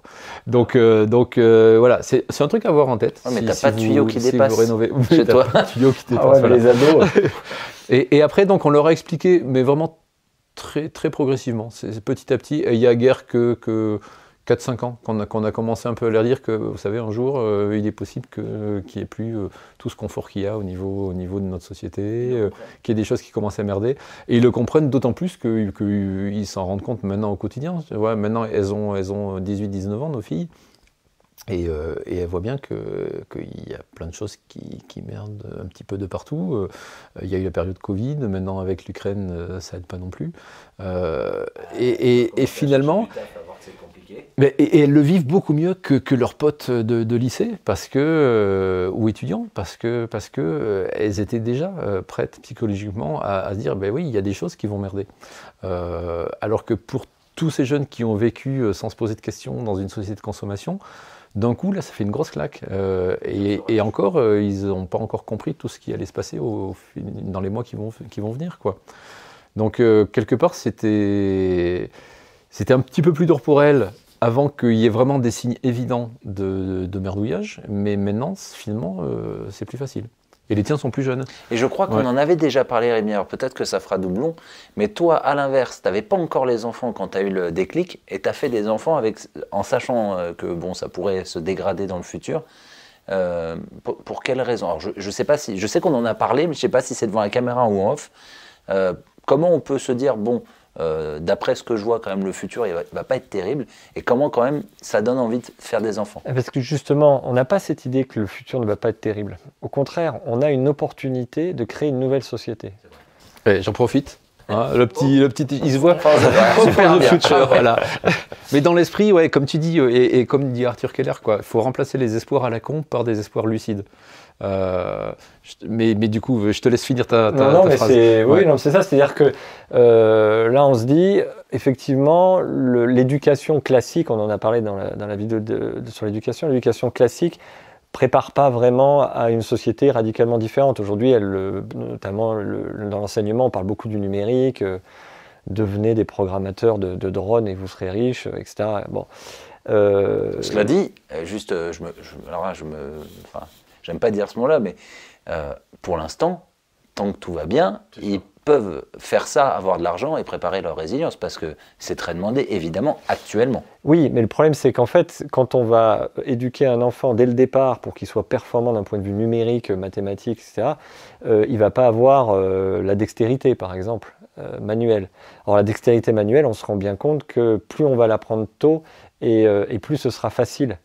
Donc c'est pour ça que nous, on les a pas coupés de l'autre monde. Donc c'est pour ça que notre plus grand, il fait des Arduino, il fait de la programmation, il adore ça. Le second, il commence à faire un peu de programmation Lego, et très bien. Mais par contre, c'est pas l'unique activité qu'ils vont avoir. On va aussi apprendre à reconnaître les plantes, apprendre à se sentir bien dans la nature, apprendre à savoir se soigner sur les choses de base, à savoir utiliser les outils, à savoir se débrouiller.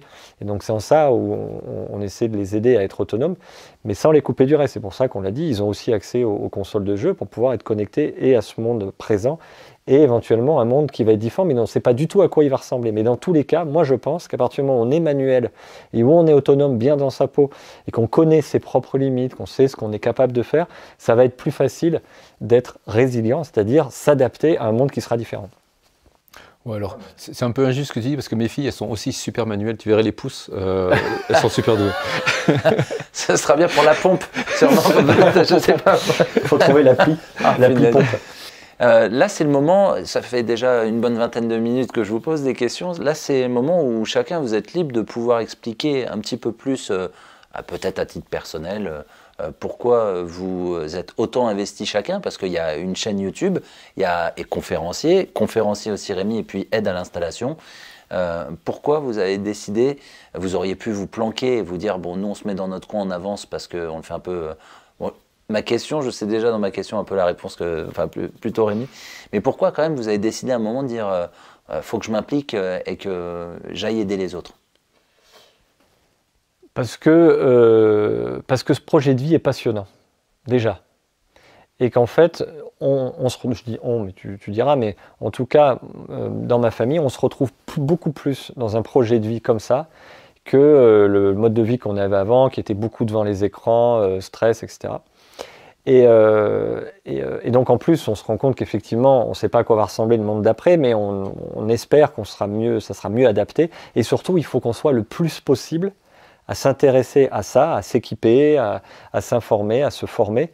Et donc c'est pour ça qu'on a fait le choix aussi de dire, on a expérimenté. Au départ, c'était que pour nous, alors c'était pas égoïste, mais on était tout seul, donc on avait du mal à trouver des informations. Et comme disait, excuse-moi Didier, la peur aussi du regard des autres quand tu racontais ça au début peut-être. On s'est pris des tomates au début, parce que forcément quand on a ce réflexe en disant, oula, il va y avoir des gros changements, on va voir la famille, puis on leur dit, mais vous vous rendez compte qu'il va y avoir des gros changements? Et donc là, d'énormes, ça va bien, mais laisse-nous profiter.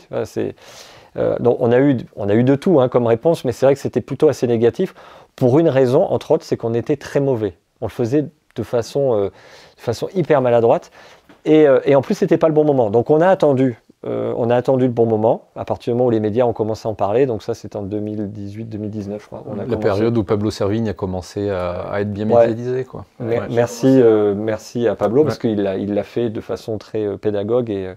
On le voyait surtout 2017-2018, donc il y a déjà 4-5 ans. Ouais, ben voilà, c'est ça, c'est cette période. Et donc là, on a commencé à faire des conférences autour de nous.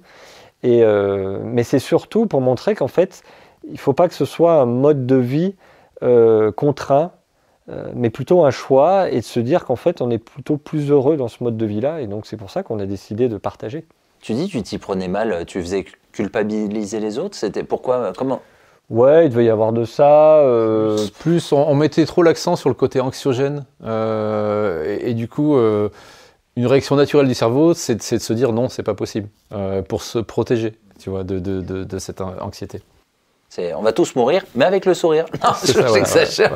Mais tu vois, tu disais, de mettre en avant le plaisir. Dire, ma chaîne, si elle s'appelle Bon Potager Plaisir, c'est vraiment pas pour rien. C'est pour montrer que, effectivement, reprendre contact avec le sol, avec la nature, avec les plantes, c'est vraiment un plaisir. Et dans cette chaîne, j'ai toujours eu à cœur de vraiment mettre en avant le côté de ne pas montrer aux gens comment faire bêtement, mais d'expliquer pourquoi on fait comme ça, pour qu'ils s'approprient mieux la connaissance, qu'ils la retiennent mieux, qu'ils soient mieux capables de le réexpliquer autour d'eux et qu'il y ait cet effet boule de neige. Parce que du coup, pour revenir à ce que disait Rémi, l'idée c'est vraiment d'apprendre aux gens à acquérir ces connaissances et à devenir vraiment actifs. Si on communique comme ça largement, c'est pas seulement pour aider les voisins autour de nous. Aider les voisins autour de nous, c'est super parce que si un jour ça merde, le jour où ça va merder, ça sera plus confortable autour de nous et donc potentiellement ça sera plus facile d'aider les gens. Mais ma chaîne YouTube, elle aide des francophones partout à travers le monde. Et c'est vraiment ça l'idée, c'est d'apprendre aux gens à être plus autonomes pour moins en chier le jour où ça va merdouiller. Ouais. Je rebondis, j'avais pas une dernière question, mais j'ai une dernière question avant de couper. Justement, tous les deux, vous voyez quand même du public par rapport aux conférences, par rapport à la chaîne YouTube et tout. Est-ce que vous pouvez nous dire un petit peu à quoi ressemblent les personnes qui d'un coup ont le déclic? Est-ce que c'est tous des CSP+, ou plutôt c'est des gens qui sont en plein milieu de leur campagne, qui voient débarquer des citadins qui ont peur? À quoi ça ressemble un peu le type de personnes qui viennent vous consulter? C'est très surprenant. On le verra au salon d'ailleurs, parce qu'il y aura tout ce public-là. Il y a de tout. Il y a de tout. J'ai rencontré des aristos, des gens très riches, des gens beaucoup plus simples. Il y a tous les niveaux à partir du moment où ils ont eu le temps de se poser la question et de réfléchir à ce qui pouvait se passer et d'avoir passé les différentes étapes un peu difficiles d'un point de vue psychologique et d'arriver à l'étape de l'action. Donc c'est à ce moment-là qu'ils nous contactent. Mais en fait, il n'y a vraiment pas de profil type. Et c'est ça qui est bien et qui est rassurant, parce que ça montre vraiment que dans toutes les classes sociales, dans toutes les couches de population, il y a des gens qui percutent, qui ouvrent un peu les yeux et qui disent allez, on va arrêter de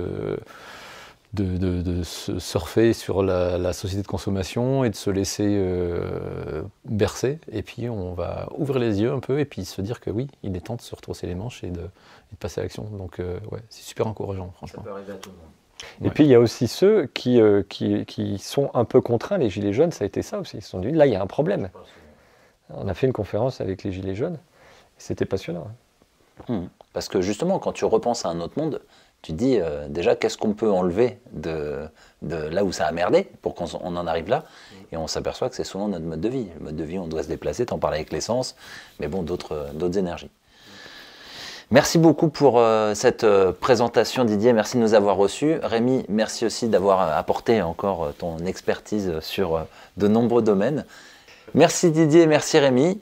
La Maison Résiliente aux éditions Terran, n'hésite pas à montrer, mais je le remettrai. Et franchement, ça apporte beaucoup de choses. Et tu vois, en ce moment, je suis dans l'éco-rénovation. Et j'ai trouvé des informations que j'avais retrouvées par Noël, qui lui rénove, que vous avez aussi cité sur les densités par rapport à l'isolation. Enfin, vous allez quand même super loin, même l'Arduino, t'en parlais. Vous êtes allé assez loin sur les sujets, donc merci beaucoup d'avoir fait ça. Salut! Merci.